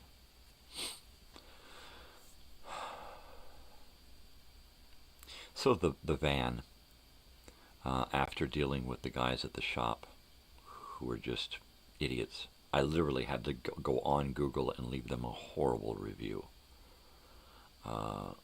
because they struck out 3 times. I went by there to talk to the guy to find out, hey, what's going on? My wife called to ask about what's going on, and do you have time to work on it? Should we pick the van up? And the guy at the front desk said, yeah, come pick up the van. And I'm like, okay, well, let's go by and talk to him, and actually talk to the mechanic and see if we can't, figure out what's. And I go in there, and he gets the mechanic for me, and the mechanic comes in. He's just got this scowl on his face. I'm like, so I smile and offer my hand and shake his hand and really politely say, hey man, how's it going? We just came by to ask about what's going on with the van, and this, he says just take it. And I'm just, and so I'm being really polite, and I'm trying to, and he's just being a dick, right? Well, I'm real busy. After you dropped it off, we got real busy, and I'm like, oh, why is somebody else not waiting? If it was after I dropped my van off that you got busy, why isn't somebody else waiting? Why am I waiting? Because these jobs are straightforward and easy, and you know what to do. Tell me that. Tell me you don't have time. Tell me that before I come to the shop. Tell me something. Talk to me. After 2 weeks, we had to beg them for fucking information. And finally, they're like, just take it, man. You know what? Fuck you guys, you bunch of dickheads. So I really politely left a horrible review on Google. Passive-aggressive things. And I've done that before, and I've actually gotten contacted by the people. Hey, man, what's wrong? You don't like it? What can we do? You didn't. You had your chance. You blew it. So I don't expect that they even care about their bad reviews, because I looked, after I put mine in, and there were just as many. There were so many horrible reviews. So many. There were a lot of people, a bunch of, you could tell that they were the people who got treated nicely and had something easy happen. A guy's like, my car's been there for 2 months, sitting there. They haven't even touched it. The guy's got 50 cars in his lot. How many of those people have been just sitting there waiting and waiting and waiting? I'm like, yeah, okay, not me. So the plan is to take it to another guy here. The Dodge diesel guy up around the corner, where my friend actually took his big diesel. And so mine's a big 5.9 Magnum gasoline engine. But it's a Dodge, and I'm hoping that, third time's a charm, and this guy's going to be able to deal with it, whatever the fucking cost, Let me run the gas out, and let me fill it up and bring it in, and then it's going to act up. It's going to do its thing when it's full. Do that, and then once you diagnose it, let me take it and drive the gas out of it. And then we'll dump the tank and find out what's up with the pump and the filter and replace those. And then just start replacing shit. I'm tired of fucking around. I just want a working vehicle. And I want this working vehicle. I literally want this summer to be the summer of this vehicle. I'm going at this like I've tried to do for the last couple of years. That this could be it. This could be my last year. This could be my last show. This could be my last month. It could be my last bong hit. I'm trying to affect my life as if it was the last of everything, and really get some enjoyment out of everything that I'm doing. When I go down and take my daughter to school in the fall, I want to have my van. So I'm on those days where it's nice and cool, I'm in my van, chilling out, hanging out at the park, waiting for her. I think it's. Oh wait, I don't have that next semester. Next semester is just her and her gal. And they're going to be knocking it out just a couple of days a week, so that's cool.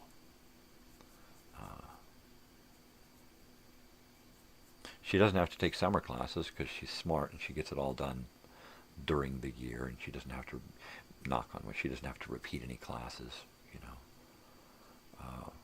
If she had to repeat a class, it would be because she would want to get a better grade, not that she would need to pass. Good morning, Joey. How are you? How's it going, dude? I am exhausted, and I bet you are exhausted as well. I'm just going to say you're tired. And I know how you feel. I am wiped the fuck out. Wiped out. Completely. And utterly. Woefully. And shamefully exhausted. Yeah, I have no idea how the May Day parade was. I went out to my car. I could not stay any longer.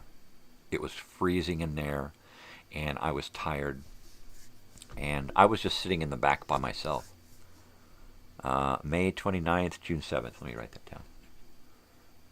Where the hell is my... Oh, my daughter's got my Post-its for her project. Let me write it down on this here. May 29, so that's the end of this month, beginning of next month. Excellent. Joey, May 29 through June 7th. Excellent. My wife said Ontario Airport. If you go to Ontario Airport and not Palm Springs, Ontario's pretty close, like an hour and a half or something. It's a good, easy drive for us. If you can't come to Palm Springs, go to Ontario. If you don't want to do Ontario, then yeah, definitely do L.A. or Arizona. I hope it gets approved. I hope it gets approved. I don't know what we have going on. Yeah, more than likely for you it will. You're always tired. So you must be doing something right. So good. Good on you, mate. Yeah, I didn't make it through the concert. I went to the car. I literally sat in the car during the whole May Day. I went out just as they were coming on. I was walking out. I told my daughter, I'm cold. Are you going to be okay? She said, get out of here. I'm fine. I thought she had, like, made some friends or hooked up with some people. No. She was there all alone, all by herself, and she was in her element. It's like, wow. That's great. So, yeah, so I feel pretty good that my daughter can do that kind of stuff. I was never really like that when I was young. I always wanted to have somebody around, you know. Mainly because I spent a lot of time alone. So I didn't like to go out and do things alone. Totally, man. Well, that's cool. I will definitely take this date and thrash it around with the girls. And we will figure these dates and figure out what's going on. But definitely, if you want to save some time, come to a closer airport. And don't worry so much about a car. If you need a car, you can rent a car up here, and then you can drop it off back up here, and then we can drive you down to the airport. But it's up to you. I don't want to push you any. I just want to let you know that if it's cheaper, and you want to save money, do it. Go for it. You know. Shit, come up here without a car and, you know, rent a bicycle. Buy a bicycle from frickin' Walmart and drive that around, right? You're like, what? Yeah, we'll get matching unicycles and what do they call those? Bikini underwear, thongs. That'll be cool. You can be blue, and I'll be orange. God, this guy is fucking weird, man. Hey, Marge, he's getting weird again. Leave him alone, Harry. He's just experimental. He's mental, all right. Totally. Yeah. It was a fun night, though. I had fun going out with my daughter again. We got lost. I went to the wrong House of Blues. Went to the old House of Blues. It wasn't the House of Blues anymore. That shows you what I know. But, yeah, it was cool. It was fun. It was a bit of a quicker night because, yeah, they're always a little, same with Ontario. All right, well, yeah, I mean, I guess it's 6 of one, half dozen of the other, right? Because you're looking at spending X amount of dollars on a rental to go further away and then drive over and then have that rental, because you can't really drop it off anywhere because you're going to have to take that same car back to the place. So you're going to have the rental the whole time, or, and I don't know how much that's going to cost. Phoenix is only $270. So I guess then the thing is transportation to and from Phoenix. Yeah, it's like 8 hours on a bus or something, 8 or 12 hours. That's no fun. I guess renting a car, if you can rent it and drop it off in Palm Springs and then have another one set up in Palm Springs to take back to Phoenix, then we can pick you up in Palm Springs. And then you don't have to spend the money on having the car for a week. Unless there's something going on during that week that you're going to do, that you need the car for. But I don't know. I mean, it's not like you got to sleep in it or anything. It's going to be starting to warm up. I don't know if it'll be too warm, but we might think about taking a camping trip. Hopefully I'll have this van in and out of the shop by the time you get here, so we'll have the use of that. So we can have the option to do more. So that's cool. Wow, that's awesome. All right, well, good. I hope it gets approved, and I hope you're able to figure out exactly what the hell to do with transportation and how to get here. And like I said, I can go as far as Ontario or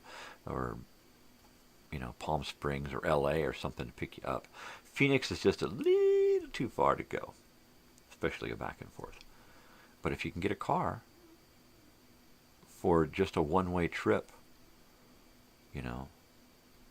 that'd be cool. I don't want you to feel like you need a car, you're going to be stuck here or something. But yeah, that's totally cool. That's totally cool. I'm like, wow, now what am I going to do? I'm going to have a guest. I got to plan some stuff.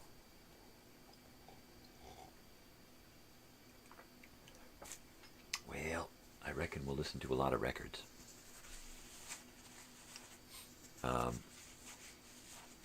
I was going to wear my teeth last night, but we got to the place that we thought was the place late, and then we got to the other place, the right place, super late, so it was like I just didn't have time to put them in before we went into the place. So I didn't get to eat anything while we were in there. Not that I would have enjoyed it anyway.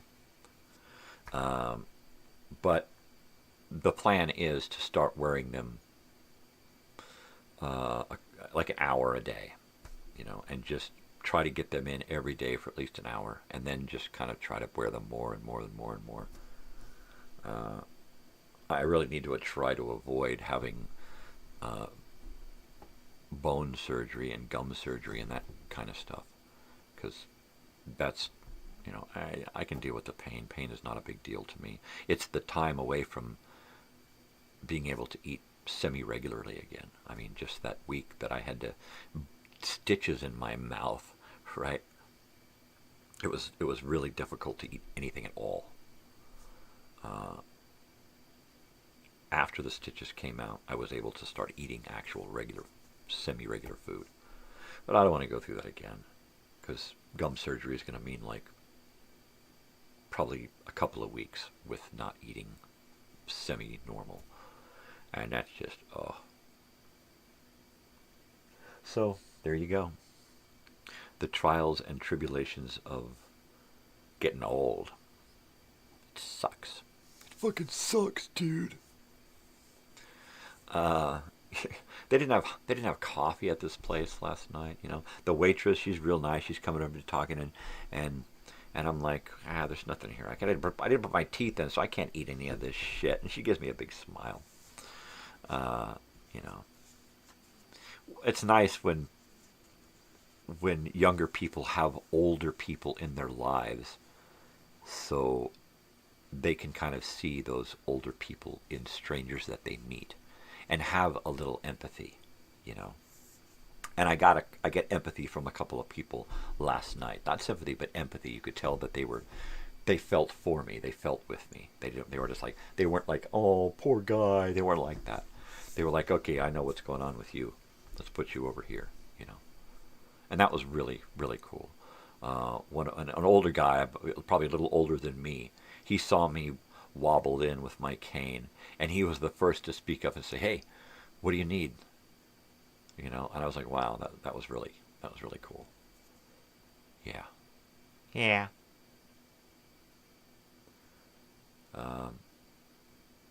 Yeah, I can't believe that it's 6:30 in the morning and I'm awake. That's heavy shit. That's pretty heavy. I've been awake all night long. I probably dozed out on the couch here with the TV on and the lights on and not enough room and uncomfortable as hell. Probably 10 minutes out before my alarm said, get up, dummy.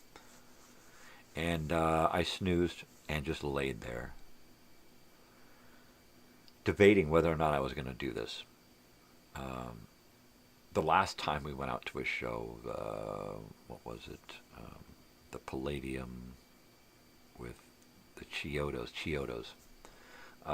Yeah, we got here late. I got up, I did this, and I don't remember it. I don't remember it at all. I know I was here, but I don't remember it. Yeah, it's fucking crazy, man. It's totally crazy. So my plan right now is to, I actually ate a half a muffin here. So that's good. I have a little bit of food in me. When I get done with this in about a half an hour, I'm going to have some hot cereal and then go lie down. There's no ifs, ands, or buts about it. I am just going to go lay down. Hopefully I can get a dog, talk a dog into going and laying down with me. And then once that darn van is like ready to go, I'm going to get my dog a new harness, and I'm going to start taking him a few places. I want to spend some more time with him. He and I have a really good bond, and we're both old, you know. He's got so much gray on him now. I don't know how old he is. He came to us off the street. I think he was less than a year. He seemed like he was less than a year when we got him, when we adopted him, brought him in out of the pouring rain, and stuffed him full of hot dogs until he stopped growling. And we just fell in love with each other.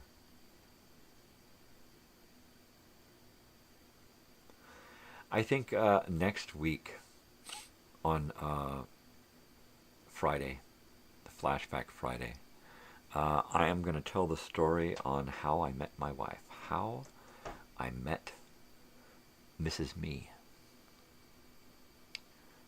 It's a wonderful story, and I love to tell it, and I want it to be documented for all time.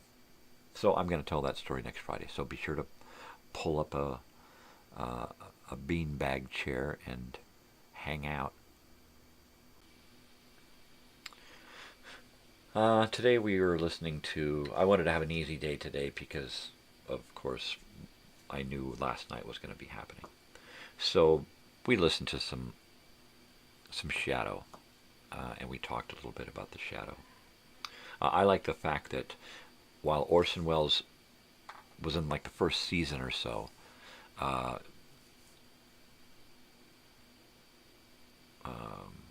William Johnstone, I believe, took over the role. And Agnes Moorehead stayed on as Margot Lane and actually got second billing, rather than her just being, the other person on the show.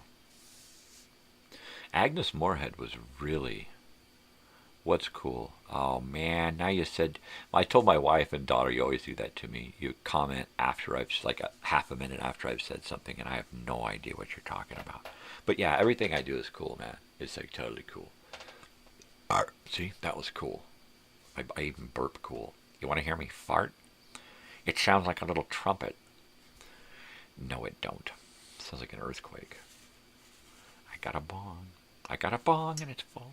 This new bowl is doing me really, really good. It hits really, really clean all the time. The little glass daisy screen things in there, those are working really good. I like it. I like it a lot. Yeah. G-string, bikinis, thongs, and unicycles. Right? And Hawaiian shirts. That will be the outfit for the summer. Yeah, that's right. See, there you go. That will be the outfit for the summer. So, come on down. Your open-toed sandals, too. For men, they're called mandals. Da-dum-bum.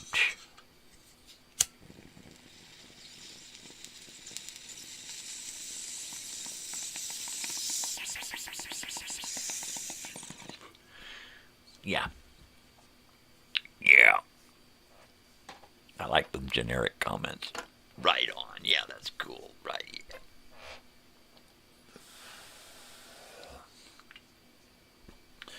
Oh, we must have been talking about trumpet farts or something. Is that what was cool? Just type in yes. Okay. We got about, I don't know, about 25 minutes left. I got to wake up my wife here in 10 minutes and ask her if I need to indeed wake her up. So we'll do that in about 10 minutes. Until then, let's check out the TV guide. This is May 9th, Wednesday, May 9th, 1973. In the morning, let's look at Hollywood squares. Patty Duke Aston. She was married to John Aston, right? Mother of Sean Aston, I believe. Pearl Bailey, Bill Bixby, the Hulk. Arthur Godfrey. Arthur Godfrey had a radio show. It was a variety show back in like the early days of radio. Arthur Godfrey. I can't remember the name of the show. If anybody remembers the name of this show, we'll get a car rental and keep it for the week. Okay. Cool. Took a drive to the beach. Son of a beach. Sun over the beach. Sun over the beach. Sun over the beach. All right. Rob Reiner, McLean Stevenson, Karen Valentine, Paul Lynn, Charlie Weaver. That was the... Yeah, Bewitched. They're Agnes Moorehead. We were just talking about her. Last night we're listening to a radio show on the way home. And it was I can't remember what the fuck it was. But they were talking about being in, it was Bob Hope. And they were talking about being in Africa. And he was asking the girl, but he was talking to Grace Kelly. Do you know where the Brontosaurus was first found? And they go on and on about the Brontosaurus, and I turn to my daughter and I say, that is such a coincidence that he's talking about a Brontosaurus. Because that happens to me all the time, where here's a topic, and then boom, boom, there it happens again and again. You know, like comes in 2s or 3s or 4s or something. So just as I say that, we're passing by the giant Brontosaurus at Cabazon, where the big dinosaurs are. The big Brontosaurus, that's a gift shop that you can go up into. You go right up into its anus, and into the brontosaurus anus. And then you shop from the brontosaurus anus right up inside its rectum. You just go right up in there like a gloved fist. For those of you eating breakfast, it's hot and moist. Jeez. Love American style in the middle of the day. I could never get that. Right? I could never understand that. Let's say let's go with evening. We're gonna do prime time evening-ish for Wednesday, May 9th, 1973.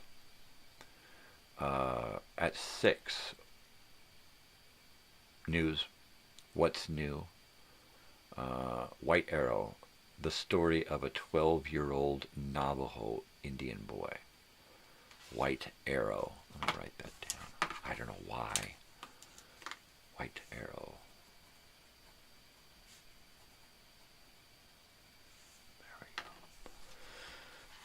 Let's see, what else have we got here?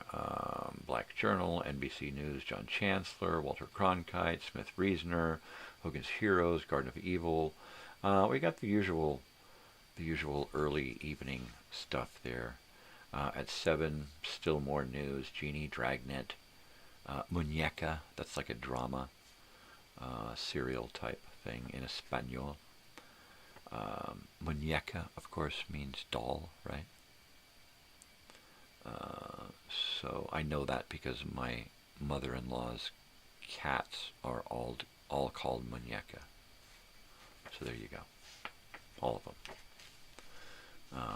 Even the, like, that's Muñeca, that's Muñeca, that's Muñeca. Not just this one and then the one that died before and then the one that died. No, it's just all of them. That's it. It's real easy. Muñeca. They all come running. There you go. All right. At 8 o'clock, prime time.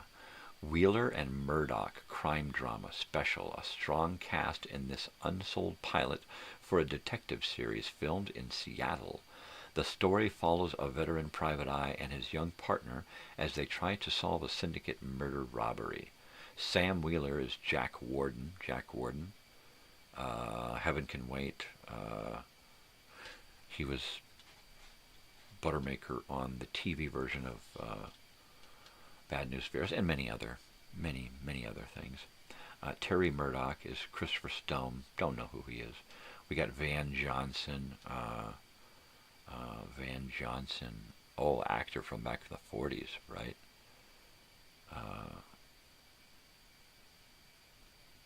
Battlefield. Is that the movie that he was in? One of those war movies. It was a classic war movie. Van Johnson. And a bunch of other people in there. Nothing really to speak of there. Adam 12 is also on at 8. And America 73. Civil Rights for Handicapped. A film report on attempts to end discrimination against disabled Americans. Huh. Interesting. Robert McNeil. Sonny and Cher Comedy Hour, 8 o'clock on Wednesday. Jim Neighbors dons the feathers of a wicked witch doctor. Okay. Cher's Vamps of Tokyo Rose, Mary Poppins, Klondike Annie. Oh, wow. It's Terry Garr is guest on the show. Interesting. Terry Garr. She popped up a few times on the series McCloud that my wife and I have been watching. And I'm like, hey, that's Terry Garr. You know, and her name is like really tiny down at the end. And then for a couple of episodes, it's really tiny down at the end. Terry Garr's Sergeant What's-Her-Face. And then there's a couple of episodes where she's gone, and then she comes back for a couple of episodes, and it's like right in the opening credits, special guest Terry Garr. And you could tell that in that short amount of time between coming back to the show, she hit it. She made a name for herself. And that was shortly after that she's in all kinds of great friggin' movies. She was in movies all the way through the late 70s, all through the 80s. Great Great stuff. Close Encounters. One of my favorite movies. Yeah, that's a great one. Let's see. At 8:30 we have Madigan. London Scotland Yard type thing there. Richard Widmark. What do we got here? Safari to Adventure. The Tasman Glacier of New Zealand. I bet that doesn't exist anymore, right? New Healers drama special, unsold series pilot about a team of paramedics who are trying to win the confidence of a rural community. Location filming in Mendocino, California. Huh. Kate Jackson is in it. Burgess Meredith. And a whole bunch of other people. All right, also at 9, World Press and Medical Center. That was a drama. That was like one of those early doctor shows, right? Adventurer. Bradley's accused of having an affair with a woman he's never met and suspected of murdering her husband. Bradley, Gene Barry. 9:30, Lennox Quartet, Haydn's Opus 20, Muchacha Italiana, Viene a Caresse. I have no idea what the hell that means. What did I just say? Stand Up and Cheer, Lennon Sisters. And at 10 o'clock, Owen Marshall. All right, brother. Hey, take it easy, man. I'm putting you to sleep here, but I got to put me to sleep. Peace, love, take care. Share this shit and get people to subscribe. I'm going to hold a telethon and just get fucking goofy as hell. So that'll be fun. Have a good night. Take it easy. Oh, Diana Muldaur. So at 10 o'clock, Owen Marshall. And Diana Muldaur, she plays Marshall McLeod's girlfriend on McLeod. She also plays Dr. Pulaski on Star Trek The Next Generation Season 2 when Beverly Crusher is out. The actress is out because she's having a baby. Let's see. Lee Majors is in that Owen Marshall show. It's a repeat. It's a repeat. Search. Oh, that says go wake up the wife. So I gotta go wake up the wife. Let's finish this. Let's finish this up here. Missing One Moon Rock. Agent Lockwood is the man assigned the Easter egg hunt. Huh. Okay. Joanne Flug is in that. Joanne Flug. Soul, the Nation of Islam, also known as the Black Muslims. And Cannon, William Conrad. That's a great fucking show, man. It's a great Man in a Suitcase. Must be a guy that travels around and helps people, right? That's pretty easy. Dr. Joyce Brothers, Late Night, 11 o'clock. Newsroom, Chant of Silence. Johnny Carson, Debbie Reynolds is the guest. The 1968 pilot for the Hawaii Five-0 show is on at 11:30. 2 hours long. Interesting, very interesting. So that's some more of this TV guide here from that. I've got a drawer filled with them, several for each month, so we'll always have some. Well, Joey has gone to bed. I'm going to go wake up my wife. I will be right back with hot coffee and another bong hit and more bullshit. So don't go anywhere.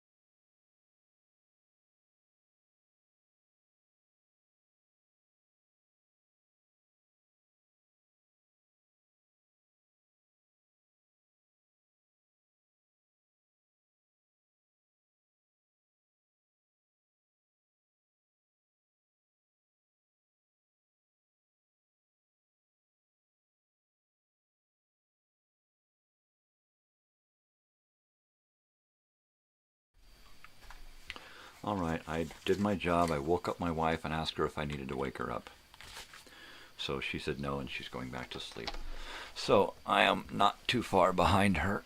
I am going to, I see myself creeping around on the camera, and I'm like, damn, that guy looks fucking old. You're telling me. You should feel what it is to be this. Oi. Yeah, last night was great fun. Physically, it was just a bummer, right? My body's just so fucked up, and I'm just so old. And it ain't the years, baby. It's the mileage. It's really the mileage. Yeah. So there we go. Let me put that there. Yeah. Look at the Shadow episodes on my channel in the Shadow file, the playlist, because there's a few of them. It's been a regular fixture on my show weekly for several months, so there should be plenty of the Shadow to listen to. And listen to it. There, you can start from the beginning. I believe if you look at the dates, you can see. In fact, I think I've uploaded them in chronological order. So if you just start from the beginning in the playlist, you'll see the evolution of the Shadow, where and stuff. Now, what I like about the Shadow is that he's not your conventional superhero. But what is a conventional superhero, right?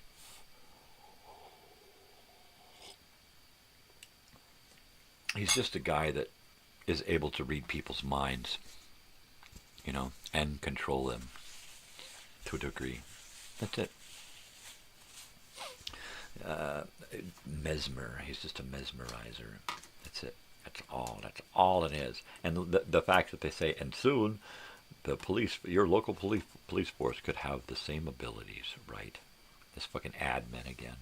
Those ad men, boy, they would sell anything to anybody, you know? They could sell umbrellas in the fucking desert during a 100-year drought. Sure. Hey, man, they're not umbrellas, they're parasols, dude. They're for the shade. Right? Okay, that was a bad one. But I love it when they say, and we've run hundreds of tests. And, you know, you can totally figure out right away that they're just bullshit. They're just bullshit artists. They'll get you to buy anything. And they did. They sold us this whole fucking country. It's bloody hell horrible. Horrible. Yeah, I am wiped out. I'm completely pooperated. Lucky for me, I've only got a few minutes left this morning. I don't think I could do any more. Yeah. I am going to be asleep before my wife wakes up. I am that pooped. Really. The only bummer is that I've eaten so little that waking up later on, oh, it's going to hurt so bad. I mean, really bad. Because I will have nothing in my stomach when I wake up. I will be completely empty. And I don't even think I have the energy right now to make some cereal, which is why I ate half of this muffin, so that I could at least have something in me when I go lay down. And this darn dog is just making me so jealous. He's on his back with his feet sticking straight up, twisted into a little pretzel, and he's passed out, completely dreaming. He's got my pillow on top of him, half a blanket. He's got his head up on the other pillow. And he looks comfy. Yeah. All right. Well, it looks like we're going to be having a house guest next month. So that is very, very cool. We'll have to see what's going on. And then hopefully I can get him back here in August. So all of June, and then all of July, and then halfway through August. And more than likely he'll be able to pull that off. He's their top man there. So there you go. He's their top guy. Yeah, I can't wait. We'll have to plan some really cool stuff to sit around and do, you know. Video games. I have to do a lot of video gaming. We'll have to do some live stuff. We're going to have to go adventurizing somewhere. So, totally. Gosh. And my daughter's going to be out of school for the summer. So, that's an extra added bonus. I mean, if we can pack up and take off and go to the beach for the day, that'd be nice. I don't know if Joey's done the beach or goes to the beach. I think he said he stopped by the beach real quick the last time he was out. But I'm talking about like a day at the beach. You know, all day parking lot, and not the blanket on the beach with the umbrella and the chairs kind of thing, because I'm not into the salt water. I am more like walking the boardwalk, walking the pier, checking out the fishermen, going to the little shops all along, like in Venice, right? Santa Monica, going up into Malibu. Of course, Malibu's not good right now because it all just got, all the mud just washed down. So, and then there's even further south, you know, San Diego area, Carlsbad and Cardiff by the Sea, or just right up over the mountain from Elsinore, San Juan Capistrano. Now, what I might want to do is, if my van is happening during that week, go camping, you know.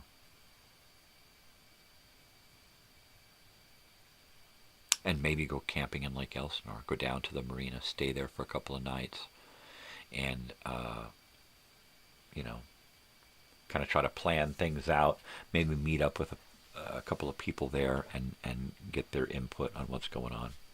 Because this reunion thing is going to happen. It's just going to happen, you know. I don't know how big it's going to be, how many people are going to be there, who's going to be there, or what. There's a girl who, and a couple of people who are talking about doing the skydive Elsinore. And that's great. My first reaction was, hell yeah, I want to do it. I'm in. Let's do it. And then every day that goes on, my body just says, what are you, fucking stupid? You can't even jump down 2 steps without fucking yourself up, right? You have no muscle mass at all anymore, right? You're skin and fucking bones. And you're just going to jump out of a plane and hope to land and not break something, right? I can't afford to break something. I can't afford to break anything. Not even a finger, right? Because it's just not going to heal. It's not going to heal good. It's not going to heal quick. Yeah.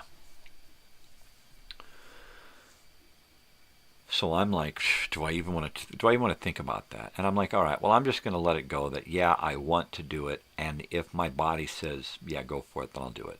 More than likely, my body's going to say, you're a fucking idiot. You're in pain now, right? Your pain level is at fucking 12, and now you're going to jump out of a plane. And sure, the guy with the parachute might give us a really cush landing and come down and then just float to the ground. But if not, I'm going to be the first to touch the ground because I'm the hanger. I'm the guy who's riding tandem, not in control, right? And, all I see is a broken something, or fucking my back up, even worse. And my back is like just the tip of the fucking iceberg. So, yeah. I'll probably talk myself out of it, as will my daughter. She'll talk me out of it. She'll be like, you know what? You don't need to do that. What are you, crazy? It'd be great if I could, go up into a plane and jump out and come down with everybody, but I don't know. I don't know. I was real enthused, but every day that I've got to deal with my own fucking pain and misery, I think, God, do I want to add to this at all in the slightest? Fuck no. I'm trying to detract from it. God, I smoke so much fucking pot, I can kill an elephant. An elephant would be completely inebriated with the amount of pot that I fucking smoke. And it's not intentional either anymore. It's just, oh God, here's some pain, pot. Here's some pain, pot.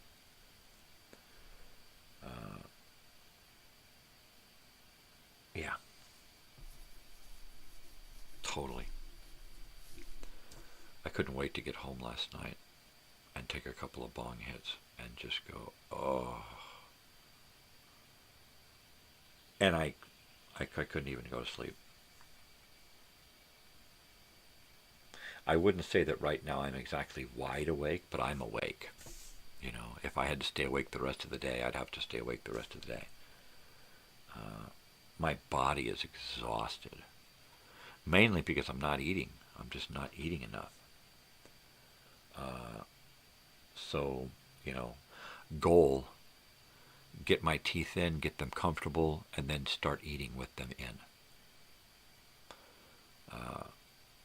And then start wearing them out to do things. And start fucking wearing them.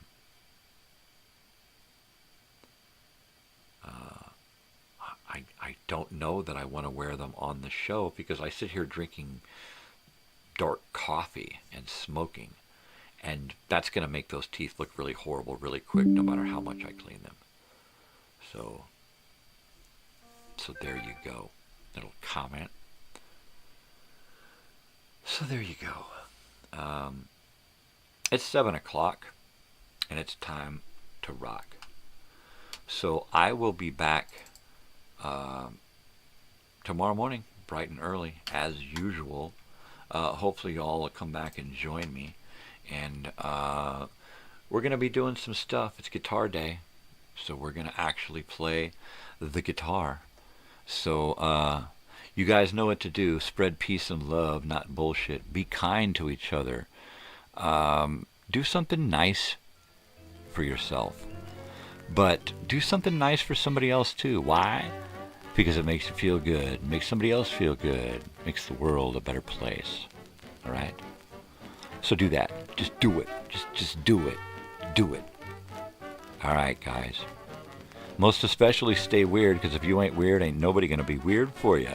All right, this has been Crazy Old Weird Bearded Guy here, live from Elsinore Brothers Studio here in Joshua Tree, California. And I will be talking at you tomorrow morning. Thanks for joining me. You guys take care. Love you. Adios.